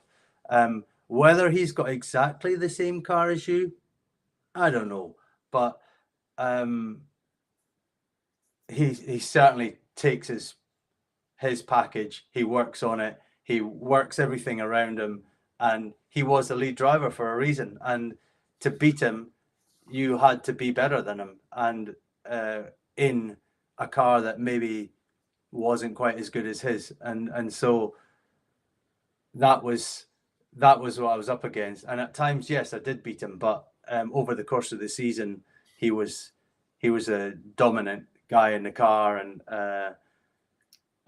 to be honest, I hoped that I would get a second bite at the cherry for the following year anyway, because Right. I'd done a good job. And really, I'd finished third, but one of my other teammates had taken me out of a second place at one time, smashed me off the track. I'd had an engine failure, which was almost unheard of on another race, and so there was 2 races where I didn't score, and then I came strong towards the end of the year again. So led at Zandvoort, but got a penalty because I had an unsafe release from the pit lane from my team, and I had to take a penalty for that while I was leading. So yeah, lots of little instances that could have gone better. It didn't go my way. I'm not saying I couldn't have done better. I for sure, as a driver, I could have, would have, should have done better. But as it was, I thought third place in the championship was pretty good and a good springboard for the following year. But as I said, I was demoted, and it was quite hard to take. Yeah, I can imagine, especially with things out with your control that were going on as well, things like that. But okay, just a step on in 03, 04, new team Opel. I was just looking through the results and everything. I mean, it obviously wasn't a title challenging car per se, but I had a look at the results stuff. You seem to do very well on the faster circuits. And the tricky little circuit at Adria up near Venice. Did you prefer the faster sort of circuits, or was it just the way the results fell? And also, Adria circuit shut down now, I believe. I always quite liked it. What did you think of it? I think it was in my top 3 hardest ever races, that Right. the 03 race in Adria, because it's a real stop start. So it's like flat out second gear, flat out second gear, and it was really hot and humid. We had no real cooling in the car, and I still remember I was going from lap to lap. I was like, how many more laps? One more lap. One more lap. Just make one more lap. Just make one more. And I was dying. And I'm like, but I was in a good position as well. And I'm like, well, you basically, if I'm to pull this car in and retire, that's me retiring. My career's over. Wow. So yeah, you will die in this car.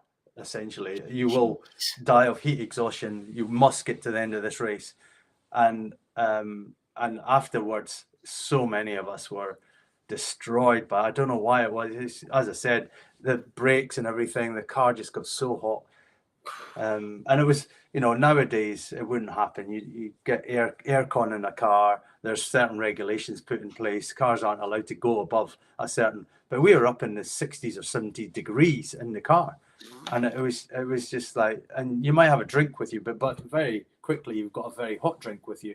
So you're, that very near killed me and other drivers. It Wow. was a real tough race. That one of the hardest ones I've ever done. Wow. I actually didn't know that. I didn't realize it was. I just spotted it with Adria. I didn't. Yeah. So Yeah. I didn't mean to bring that one up. No, I mean I survived, and the following year, ironically enough, I remember Stefan Mucke pushing me into a spin and retiring me in '04, and we were to go on to become teammates in Le Mans in 2013. But he did. Stefan has got that habit of just sticking his nose down that far and Just just, enough. yeah, spinning cars out. Yeah, that's very fast driver, but yeah, he did have that habit of doing that. Yeah. Quite pointy elbows. Um, just want to go on. I mean, I said, yeah, was it you got a podium at the Lausitz Ring, which a very sort of cool circuit, nice, for fans' point of view, mix of the infield and the banking and Yeah, everything. that was Leipzig was always a great circuit for It was me. a I good really one. enjoyed it there. Maybe it was the fact that it was super quick on the into the first corner and on the banking, and I just enjoyed going there, and it just seemed to click with me. Yeah, it was a cool circuit. Again, one I'd like to get to. I did see that on the grid that year. There was a pretty good grid. Obviously, we know that Jean Alesi was in your old car, unfortunately. But there's like Laurent Aiello and Alan Manu, Gary Paffett, Manuel Reuter, Jeroen Bleekemolen, Joe Winkelhock, Carl Wendling. I mean, it's a talented grid, isn't it? I mean, Mm. that was DTM was proper, wasn't it? Yeah, yeah, Proper yeah. I series. mean, that's the thing. You kind of look back to these names and you know them, but the names that are in them now, those guys are all going places as well. I mean, you Yeah, see them, winning multiple championships and going to Le Mans and doing this and doing that, and yeah, it's just a different era now. It's different cars, GT cars rather than. But you know what? Everything goes full circle, and yeah. you look at the stage. When are we talking? Like 8 years ago at Le Mans, when it was pretty much only Toyota there, and Yes. and now we're back to how many manufacturers in the Oh, top there's class? Like yeah, 10, 12. yeah. Well, So there's most like Peugeot gone in and Alpine are in there, yeah. and So Aston as are I going in said, there, aren't they? And yeah, the I think DTM, there'll be a time in the future when it reverts back to a touring car again, and for the likes of British touring car, you think of the 90s and that, and the when 60s. Paul O'Neill was in it, Oh, they Paul. were good days, and Yeah, proper. Proper. they're just different days now, and maybe money talks. If the manufacturers start putting the money back in, then all of a sudden the championship grows and it becomes a big thing. But at the moment they're putting the money into World Endurance Yeah, and Le Mans, and I really do think that's a drip down effect from F1 and now the World Endurance Championship growing and Ferrari being there, and Peugeot and BMW, Lamborghini, Aston Martin as of this year yeah. coming. So Alpine are in yeah, there. it's the heyday, and I think I'm not sure in my lifetime I'll see this again. Yeah, The Le Mans next year, 2025, the strength of that grid, because it's one by unreal. one the manufacturers will drop back out again, because that's just life. Yeah, yeah. I mean, I've actually said this the last 18 months or so. This is like a golden period for the World Mm. Endurance Championship, and people say, "Oh, you can't say that. Oh, you can only say that when you look back at it." I went, "No, we've got to enjoy this now." Yeah, Um, agreed. and that's why I've just bought myself tickets for the 6 hours of Spa for next year. Boom. Right. Can't wait for it. But yeah, it's going to be cool. Just one last thing though on the DTM, another accident. I'm afraid that Zandvoort. I like bringing it up, but it was one You of do those. like to bring up things. Yeah. Again, because I'm not a racer and I've not experienced that kind of a thing. I mean, it was I remember seeing it at the time and thinking, That's a big one. Yeah. that isn't that can't end well. I was actually thinking I genuinely thought the worst may have happened there or something close to it. Was that one of those you mentioned earlier? You could sort of see what was going on at the time. Is that one of those that you remember Yeah, quite yeah. The clearly? whole thing's very clear. It 'Cause it was was off the last corner, wasn't it? last corner. Mm. It's the old track, but it was flat. It was easy flat, and I'd just left the pits on a new set of tires, Heated tires. They're up to speed. They're no dramas at all. I go into the last corner, didn't do anything different, turn in flat, and the car just didn't go. And the car was in such a mess afterwards that it was never determined why it did what it did. Yeah. Because it just slid wide, didn't it? It Well, seemed to. it understeered off. Just Yeah. There was just no front bite. So I committed to the corner, and by the time I got off the throttle and tried to get the car round, it just had no. It said no. It didn't want to do it. It just went straight on. And the only thing I can, well, there's various things you can think of, but one of the other cars had 2 hub failures during that weekend and gone off. Right. And so a hub failure generally would just make you go. A rear hub failure would make you go straight. And I think that's potentially what happened. And, you know, it all happened fairly quickly. And I saw the trace afterwards. I did nothing different. You know, the data trace afterwards. I didn't do anything different. And also I didn't just slam on the brakes and lock up to. I tried to just get the car around, and it just didn't want to go. So yeah, I saw the wall coming. There was some tires. If it had been just Armco, maybe it got to bounce itself around, but it went into the tires. It dug in. Just, you know, tipped me over 5 times or so. Yeah. Again, it looks mega spectacular because every part of the bodywork came off. Every wheel released and came off as well. And I was just left in a cage.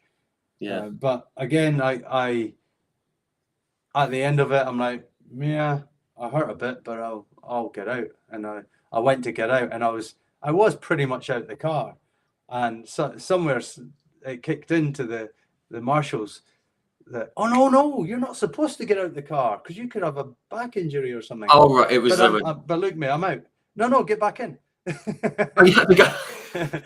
So I got back in, and then someone else comes up and goes, no, get out. So get out. So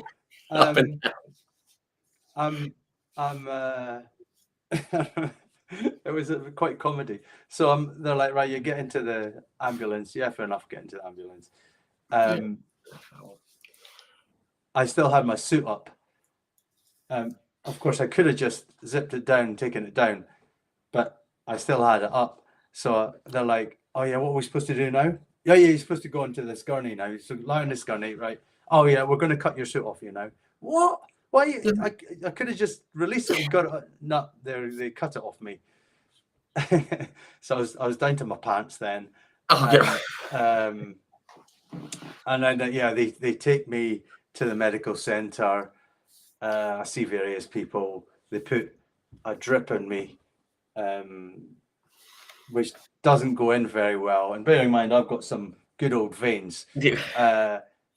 Doesn't go in very well. They make a real hash of it. God. And I'm like, wow, that's really so wow. After all of that, and they're like, right, hold your hand on there, on your vein. And I'm walking down, and I meet one of my mechanics, and he's like, oh, what happened? And so I take my hand off, and I said, oh, well, I did this. And then the blood starts. Like that. So that did more damage than the actual crash did. Oh, dear. God, you've got to love regulations and what you have to do and all the stuff you have to go. Well, of course, nowadays, they've got it all honed. And even shortly after that, actually, they put in a system in the car to lift the driver out in his seat if a shunts happen like that. Okay. But that was just after my crash, actually. Sure. One very sad thing on that as well. I mean, I love a Valvoline livery. You can't put that color scheme on any car and have it look bad. It was a brilliant looking car as well. It's one of my favorite ones ever. Yeah. It's a shame it wasn't. You know, my 03 car was a better car, the Astra. We all got the Vectra, and basically it was a step back for everyone. I mean, basically the operating window of the car was minute. So on the right day, you got it working, and it was like, actually, it's got a good car now. And then you go to another track or whatever, and you're miles outside your window, and then you gradually bring it back in, but the weekend's over by then, Yeah. and so it was a real fight, and none of us did a good job.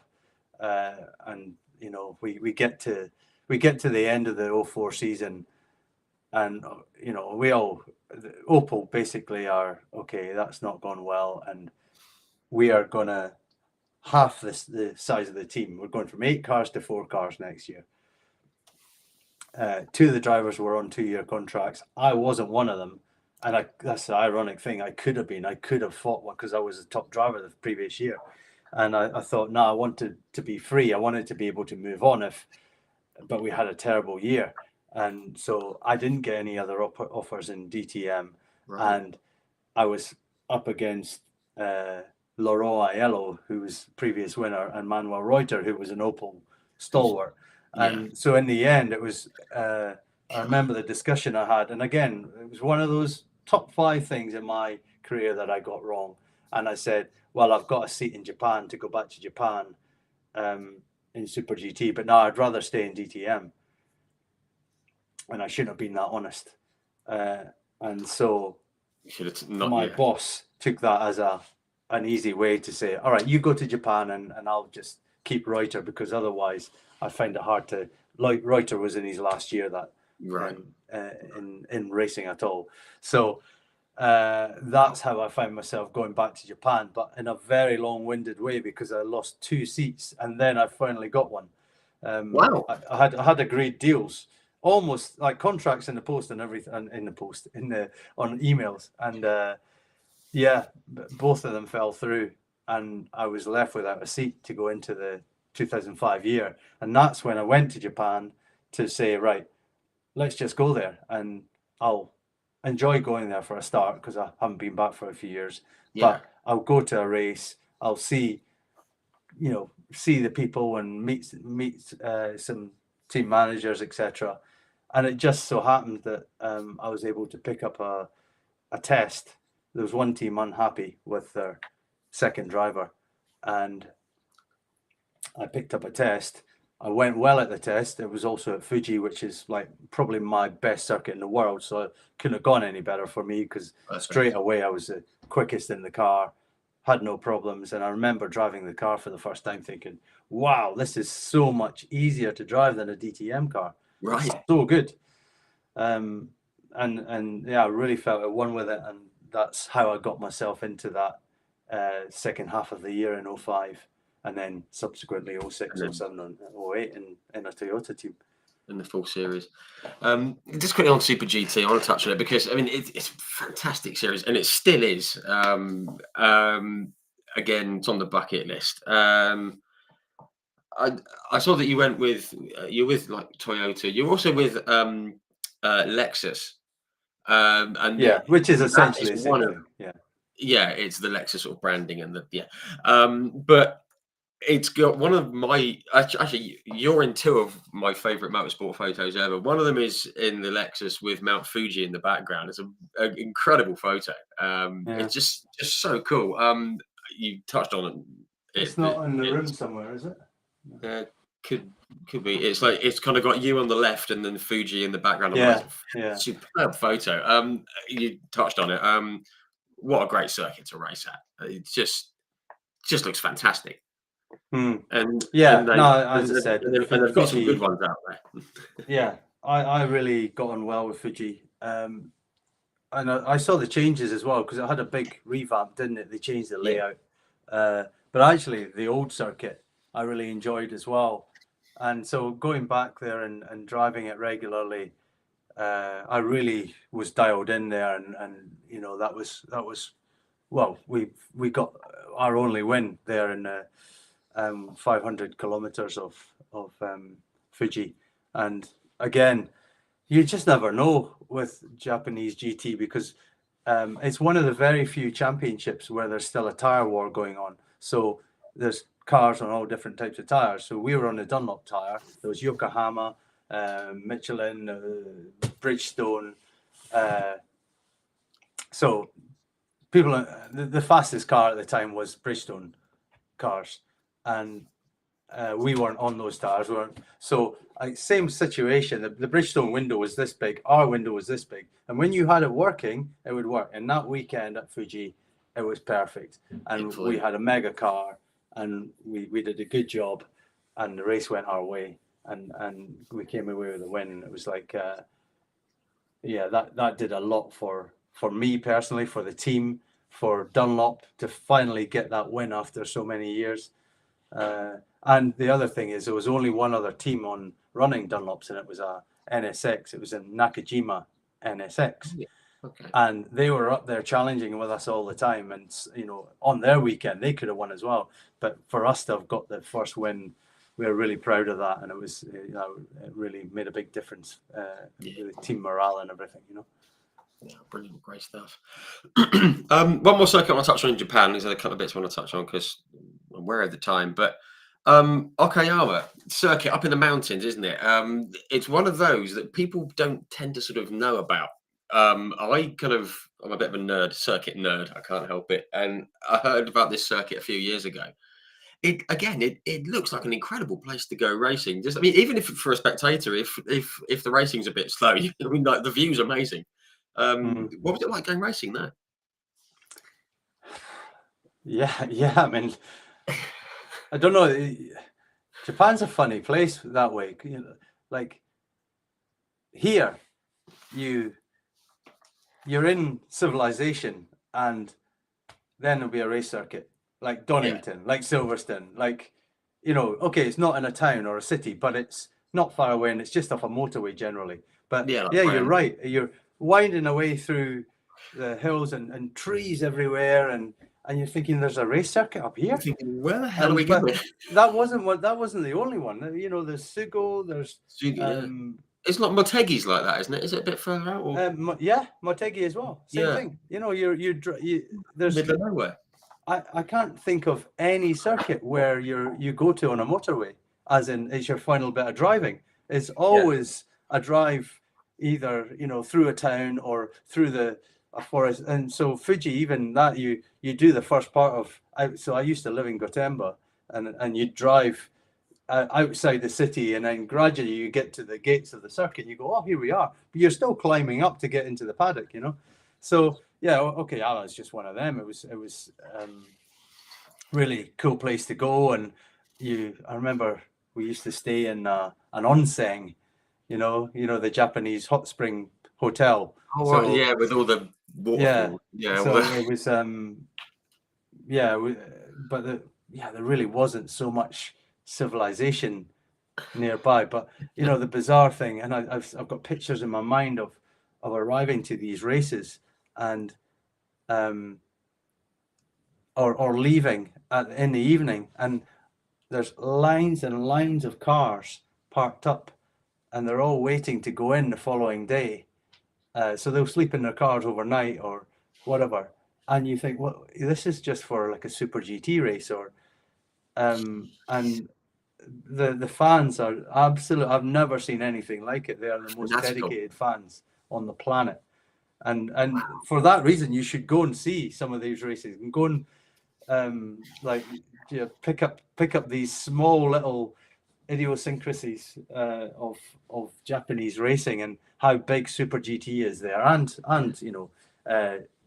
Super Formula now as well. So Formula Nippon changed to Super Formula, which is, for everyone out there, that's essentially Formula 2. And in fact, are the cars faster? I'm not sure. They're probably similar nowadays. But it used to be a route into Formula 1. And so a lot of the fans would have seen the drivers there, and then they get their way into Formula 1 from there. Not so much anymore, but I think the FIA have pretty much controlled now Formula 4, Formula 3, Formula 2, Formula 1. So you're kind of heading one direction. It's very difficult, as you've seen from America now as well. IndyCar, to try and get to F1 is not an easy thing to do. Yeah. But it may have just got a bit easier. You never know with what's going on with GM and all that. But we'll see. But definitely want to get to Japan because it sounds absolutely crazy. One final thing with circuits in the middle of nowhere. This is when you went to the now like Fanatec GT World Challenge, or the equivalent thereof, in the Nissan. You raced at Ordos, if you Yeah. remember, which is officially, well, it's in the middle of nowhere, but it's officially Inner Mongolia, apparently, even though it's in China. Yeah.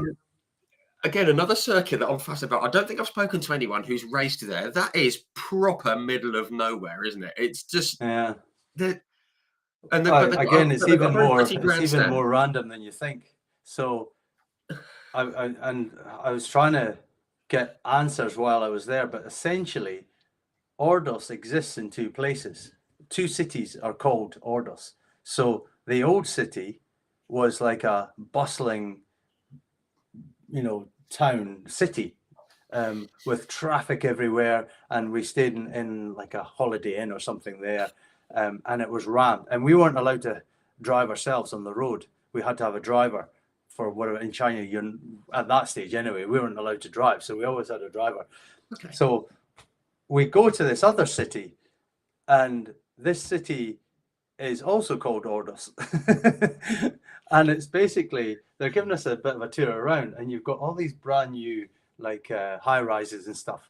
And I'm like, well, so why is there no one around then? Well, no one lives here. No, we're building the city, and then some people will move in afterwards. But all these buildings everywhere were empty, and so the track was as a, it was joined to this second city, which was a ghost town.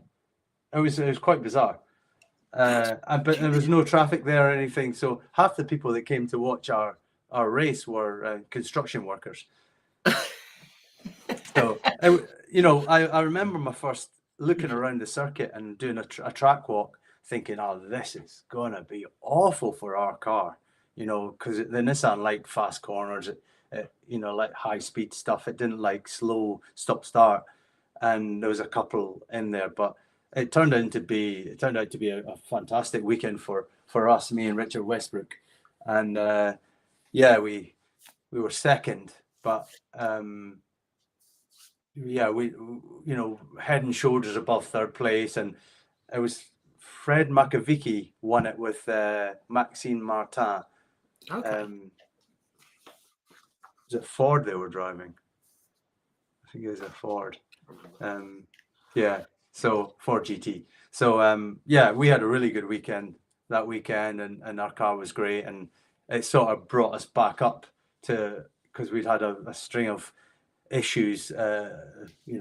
Portimao, we'd won the first race, and engine, no, what was it? Something failed on the gearbox blew up on race 2 while I was in the lead, and only a couple of laps to go, and I'm watching the temp go up, and I'm like, oh no.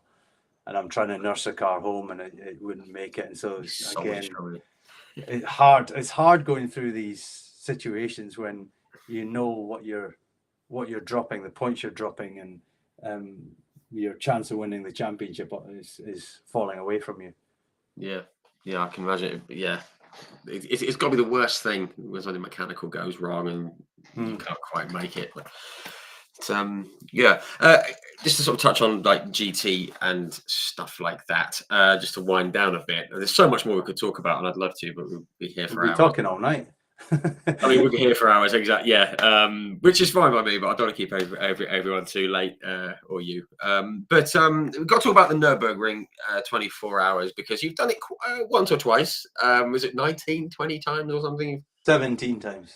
17 times. You had some great results there. I mean, we could go into all the things, but you raced there with Porsche. Excuse me. Raced there with various manufacturers and stuff.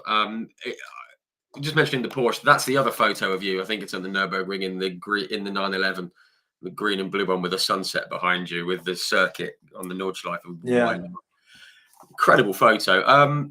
It's just an incredible place to race, isn't it? And you must have some very fond memory. I mean, obviously you've been on the podium in the 24 hours as well.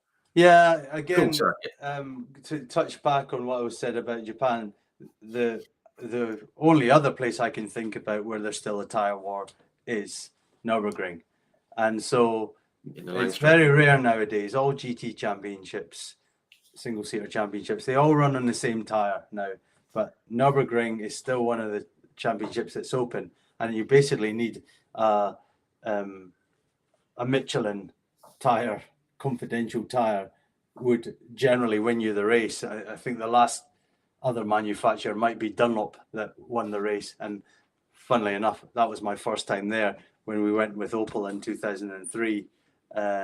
I was in the other car, and the sister car won, and our car, Jeroen Blikkemolen, got taken out by a Clio, and so that was the end of my race. And that's partly why I love the 24 hours not being taken out by Clio, but the fact that you can have a Clio or yeah, or Ladas, there was a Dacia, Dacias, wasn't it? Is it a Dacia was in there? yeah. So there's all sorts, and It'd be fun. part of you thinks this is absolute madness. Why do they let these cars on the circuit together with, top GT3 cars? And then it's kind of, that's what they've always done. It's always been a grassroots race, and all of a sudden it's become a pro race as well as so you've got 150, 160 cars on circuit, and the speed differential between the fastest and the slowest is massive. And then the talent level is also massive. Okay. So you get someone who's just surviving in the night in a Dacia, driving around, just trying to keep it on the track, and then you're in the middle of a massive battle with other GT3 cars trying to get by this car. And of course, mistakes happen and crashes happen, and it's part of the race. And I've had my incidents there, but thankfully, most of the time I've made it to the end. So, as I said, with the Falcon, Porsche, and BMW, I had a mixture of two different manufacturers there with the M6 and the 911, and we had some great races, and never quite made the top step. Come close a few times, but third place was the best, and that was to finally make the podium after so many goes. That was pretty special. It felt like a win, to be honest with you. So I sort of had my last year with them in 2020, and but I still watch them very closely. I still feel the teal and blue in my veins from driving the Falcon livery for so long, and it's quite an iconic livery as well, and a big part of my heart. And I like to see those guys doing well. But it's a massive fight. It's like a small tire company taking on Michelin. And, the big guys. It's a big fight, but one day that window will open up for them, and they'll be right in the middle. And I know for us that we were bang slap in the middle there on a couple of times, and if I'd just gone a different way, and it could have done, it's one of those races where you very rarely start the race from pole and then just walk away and win it. There's always stuff going on. There's, as I said, crashes taking place at night, in the dead of night. Fog comes down, starts snowing. All of a sudden, rain, and the race gets stopped. This, that, and the next thing. Out of the last 5 years, I think it's been stopped 3 times, isn't it, or something? So and like this year they had hours, didn't they, behind the safety car? That was a real long stop. So it's certainly getting harder and harder for them to put the race on and make it a full 24 hours. But when it does go right, and when the conditions are correct, it's a pretty, it's a special race no matter what. You have to cope with it, and you have to expect the unexpected. You could come around the corner and find a car broadside with oil all over the track, and you just go sailing straight off. And again, I saw that in one of the races this year.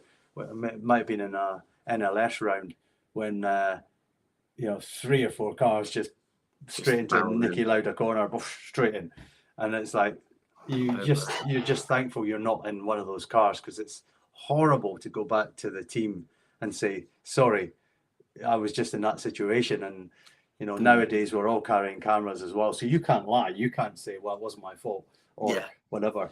But likewise, if it is out of your control, at least the camera's picked it up. You can say, look, So I would talk about the Nürburgring. We've got our friend Nicky over on Twitter, named after Nicky Lauda, because he was born in, or I think he was born within or around the Nürburgring. He was saying that was at the photo I was talking about was at Versailles in the Falcon Porsche. He actually did quickly. I need to come to this. He did ask what Klaus Ludwig was like as a teammate. Sorry, Nicky, I completely forgot. Quick one on Klaus Ludwig, because bit of a legend. But yeah, what was he like? Yeah, I mean, so it was only 1 year. We were 2 years. I did one of the Nürburgring 24 hours with him, actually. My second one in 2015. He was a teammate in the Porsche, in the Alpsen Porsche. But yeah, total professional. Obviously, at that stage, he's getting on a bit. But those 2 wins he had in Sachsenring, you know, I remember him speaking to him before the race, and I was surprised to be on P2 on the grid, and he was surprised to be on pole, and Schneider was way further back, and he was like, "Now, just don't do anything stupid at the first corner. Don't cause an accident. Let's fight later on if we're still together, but like, let's just get away." And I'm like, absolutely. You know, right now, if you said I'll finish second in one of my first few DTM races in a person car, I'll absolutely take it. So we had 2 races that day, and I was second in both of them, and Klaus won both of them. And to be honest, I didn't have a chance to beat him anyway. So I was, yeah, he's you know, I still from time to time see him and say hello and whatever, but very professional, done, you know, such a varied career himself as well, and won so many different things, and yeah, very impressive driver. Yeah, great stuff. Just before we get to one last thing on the Nürburgring, our friend Nicky was born in Adenau, so yeah, you can't get much closer to the circuit than that. And he said, yeah, that crash was in the Langstrecken series at Hatzenbach. 7 cars involved-ish. Wow, that's a big shunt. Okay, last thing on the Nürburgring, the lap record you did. This is the last thing we're going to do. Lap record in the astonishing electric car. I saw the lap, and even watching it, I was sitting kind of like that, just watching the footage. What was it like? 6 minutes 45 and bits, wasn't Yeah, it? Must have been cool. yeah. You know, at the end of the day, it's a car, and you don't get much. That's the thing. You don't get much. And an electric car. What we were doing was, because we had private hire, so I'm the only one. It's very rare you get the whole track to yourself. But we've hired the circuit for the day. It's weather dependent as well, of course. So we're driving very slowly round the last corner, turning around, and bearing in mind the Grand Prix circuit's not involved, it's just the Nordschleife. And then it was a full attack straight away. So you cross the line up to speed, having done no warm-up lap or anything, and then it's full attack. And the car, well, you probably see my arm, it's quite jittery. It's not absolutely stuck, you know. It isn't pinned, is it? Done various things to it, but it certainly wasn't like an IDR, like when Romain Grosjean went to take the electric record after me. You look at that car and the amount of downforce he's got, and the amount of work that went into that, it's a different kettle of fish. But for me at the time, it was like, right, well, we just got to beat the previous electric record. And, you know, it was a production car, was it? I don't know. But it was, the other thing is it has to be officially timed as well. So we had a notary there to check that we're doing everything correctly. And then there's the other issue of bridge to gantry. Have you heard of that? So it's actually not a complete lap. So my lap was a complete lap. So someone comes along later, Kenny Brack comes in. Kenny, a P1 or something, and he beats my time, but he didn't beat my time because his was bridge to gantry and it wasn't notified, it wasn't notaried either. So I did have the record for quite a while because it has to be official. But yeah, of course, things have moved on now. The different thing is, of course, I had slick tires on. You know, a Michelin Cup 2R would be the equivalent of the road tire. Sure. But yeah, it was a big lap. It was I had to give in places because I couldn't go into the carousel, for instance. Yeah, you're up high, weren't you? I saw that. It was too low, so I couldn't take the bumps through the carousel. I know some other areas where I had to, like, we had to give up a lot of speed on the straight to make the battery last for a lap, because if you're sat at full throttle and it's, you know, that car's got a what was it? Something like 1,1400 horsepower. But I was running on like 900 or 800. Wow. because on 1300 I couldn't make the full lap, so it was already detuned. So I'm probably only doing 265 on the straight kilometers, whereas if you're in a petrol car, of course you could go way over 300. You could do 210 miles an hour. So yeah, it was a quite an experience, and I think I had 3 or 4 times that day. So that's the other thing. You're charging the batteries, they're changing them, but we've got 2 sets. So you've got 4 laps maximum in a day. So you just sat around waiting and then ready to go, and you've got to be on it from the very first corner. And it's an unusual car to drive because there's no gear change taking place. So it's like it's a go-kart. It's It's just throttle or going. brake. But yeah, wild car. Got the DRS as well. The rear wing drops down. You had to press and hold it as well, or else it would come back up again. So yeah, lots of fun. Yeah, quite privileged to have driven it and to take the record. A shame because we were almost with Neo again. COVID kind of kicked in, and they were running low on money, and they kind of said, right, we've done enough, and it was like, that's a shame because at the very same time, as I said, we fought very hard with Romain Grosjean up the hill at Goodwood as well in the time attack. And I think there's only 3 tenths between us. He won, I was second. And Neo were really spurred on by this, and they almost fired loads more money into it and said, right, let's go and take them on properly. But in the end, they didn't. And to be honest with you, I think the IDR completely different kettle of fish, and would have been very difficult to beat them. No, sure. But folks, if you just Google it, Peter's lap, and just sit and enjoy it for 6.5 minutes or so. It's something else. Very cool. It's cool to hear about the car as well. Okay, I've got a few questions that I need to just pull from the comments here before I do my last couple, and then we'll let everyone get on with their evening. Chris Josie, my mate Chris. Hello, Chris. Lives just down the road. He said, "What was your favourite category to race in? Obviously, you've raced in loads. Did you have a favourite? If you could go back and do one, which one would you like to do?" Well, yeah, probably Super GT. I mean, there's lots of downsides with it as well, but as a car, as an ultimate car, it was when it was low fuel, new tires, it was mega to drive. A really, really good car. At times, the P2 car as well. I didn't have so much experience in a P2 car, but when you got that hooked up as well, it was like, yeah, that's pretty cool. So overall, probably the Super GT car. Cool, good stuff. Another one from Chris. This comes back to what we're doing with money and things like that. It says, what do you think about young racers being kind of held back, so to speak, in F2 and F3? The talented ones who are not getting into F1 because of the ones who have got the money. And he's mentioned a certain son of a certain team owner. It's just how it is, isn't it? It's how it's always been. Maybe it shows up more now, but it's always been like you've always had a handful of, maybe not a handful of 2-3 drivers on the grid that have paid their way in there.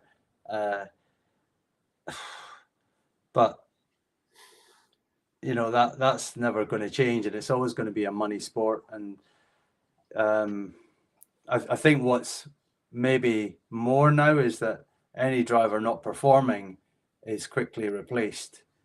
And that's kind of something that Red Bull have kind of brought in. They've got a pool of drivers in the younger arena, and they're probably putting out millions, and each step, some of them are left by the wayside, the next ones take the step. So it's a pressure situation. But you know what? I think potentially next year, 2025, you're going to get 3 Formula 2 drivers on the grid. And you can't say fairer than that. And ironically, you're probably not going to get the winner, the champion on the grid. So that's the funny side of it. But that's down to management, money, being at the right place, right time. I don't know, but I kind of feel for those guys. But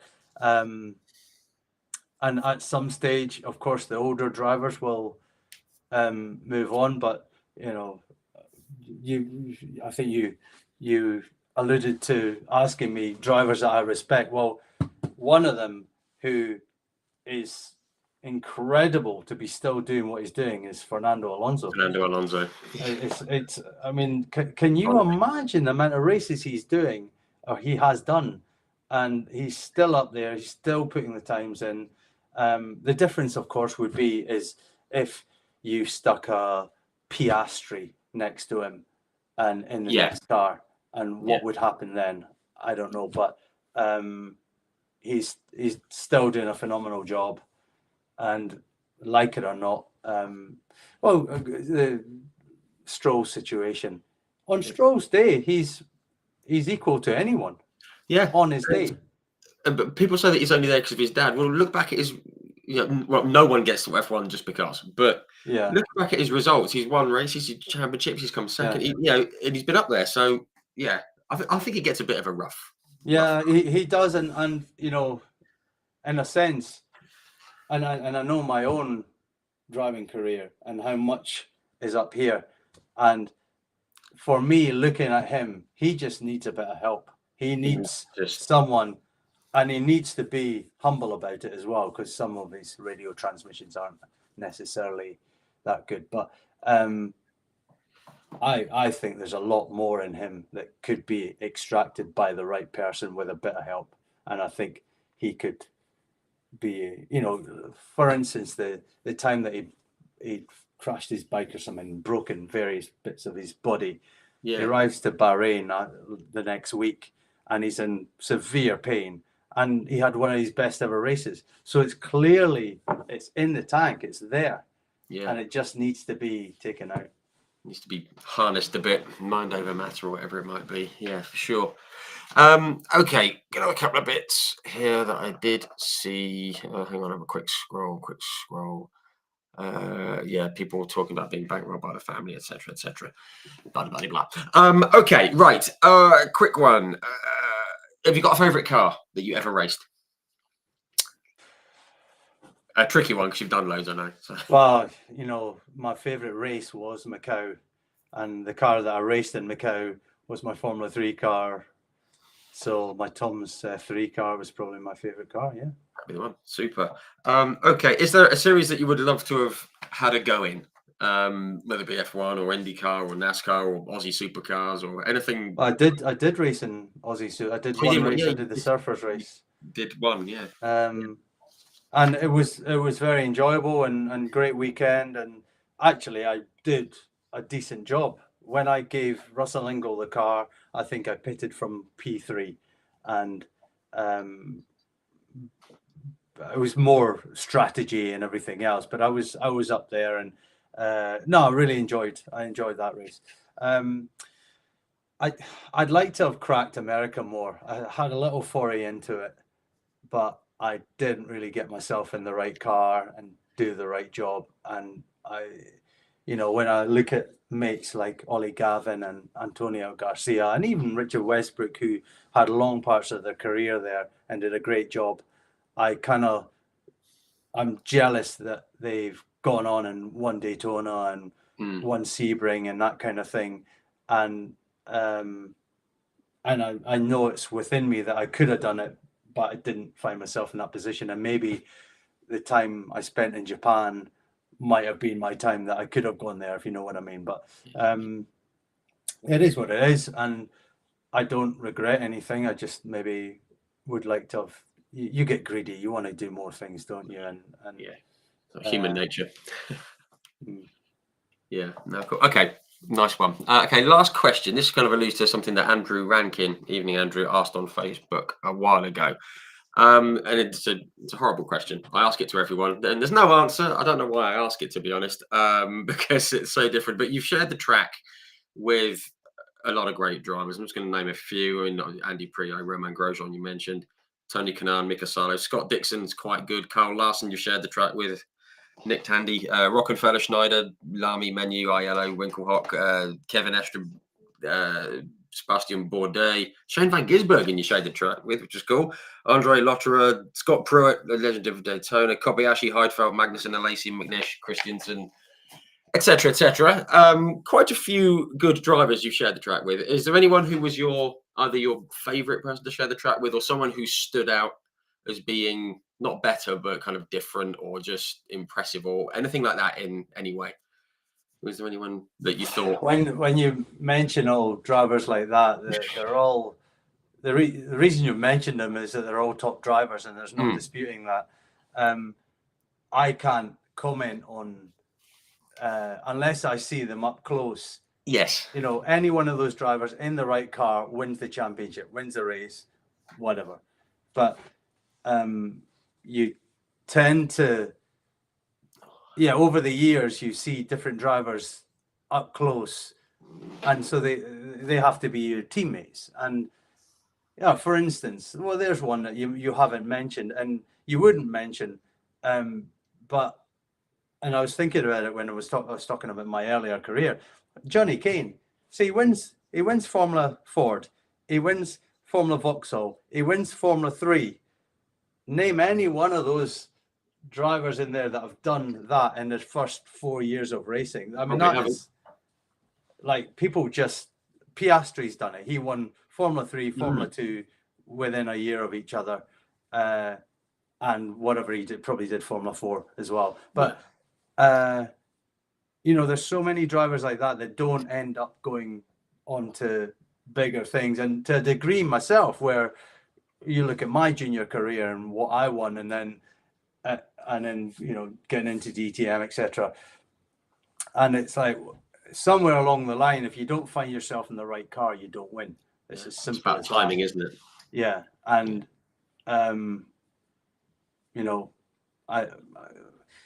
racing's a funny thing. You can be Tom Christensen, who's absolutely amazing, an amazing driver, has found himself eight times in the right car at Le Mans. I mean, but he's not just found himself in the right car. He's done the job, and his two teammates have done the job at the same time. It's the people around him. It's achievements like that are like pretty special. Yeah. But it's not to say that someone else couldn't have done, pretty similar thing, and Bernd Schneider could have, definitely. Yeah. I saw him working up close. After his DTM career, he won every 24-hour race, apart from Le Mans, obviously, because Merck haven't been back to Le Mans since 1999. But in fact, they're going back next year. Their first year, aren't they? Yeah. GT3. So, he wins Spa, he wins Nürburgring. I think he won Bathurst. He just goes and wins all these blue ribboned events that he wasn't actually allowed to do as a DTM driver, as a Mercedes driver. Like, we weren't allowed to do these other races. So the world's opened up for drivers. Yeah. You're allowed to drive for different manufacturers now in different championships, and you're allowed to do a lot more. And whereas back then in DTM, I was doing 10 races a year, and that was it, because I wasn't even allowed to go into anything. You were. So times have changed, and championships, like Formula 1 back in the day in the 80s, there's 24 rounds now. And there was of course the modern day driver is going to win more than, say, Jackie Stewart or Nigel Mansell, Yeah. It's always going to happen. It's weird because people, just quickly on that, people say about Jackie Stewart and said, he's won this and he's one of the greatest ever and this and that. He only did 99 Grand Prix. Was it Lando Norris has just done his 250th or something? And it's like, and he's 12 or however old he is. It's a different world, and motorsport just evolves and moves on. And I don't. It's very difficult to compare the old days to the coming days, and I can't compare myself to younger drivers. I at times I still would like to be there, and I would like to compare myself, and on a I'm still competitive in most things I do, and there'll be times where I'm on track. Yeah, for instance, the Valkyrie work. There'll be times when you've got to put a lap time in, and I go and I push and I put a lap time in, and I think, well, there's not many people going to go much quicker than that. That's surely the limit. Yeah. But I don't know. Maybe You still there have is. that. Yeah, you still have that. No, that's fair enough. That's fair enough. Just want to finish on a comment that I've just read, which is very, very lovely. From a lady who's tuning in on YouTube called Margaret Dumbreck. That'll be my mum. Hi, Mum. Yeah. And she's just said, which is very lovely and very grateful. She says, "Thank you. Fascinating to relive our son's whole racing career in greater detail than we ever knew." So there you go. That's very nice. So thank you very much for tuning in to Margaret. Thank you everyone for tuning in. Obviously, but of course, biggest thanks to you, Peter. We've gone on longer than we planned. We always do. It always happens. Always does. Yeah. But Almost but bedtime. no, thank you very much. Yes, yeah. But no, thanks very much for coming on. It's been brilliant hearing all your about the varied career and all the insights. So yeah, thank you very much. It's been Pleasure. Yeah, good to speak to you. I'm very grateful. Brilliant. Okay, guys, thank you very much. We're back next week. We're going to announce that one tomorrow. In the meantime, take care. Enjoy the cold, wet weather, and we'll see you soon. And Peter, thanks very much again.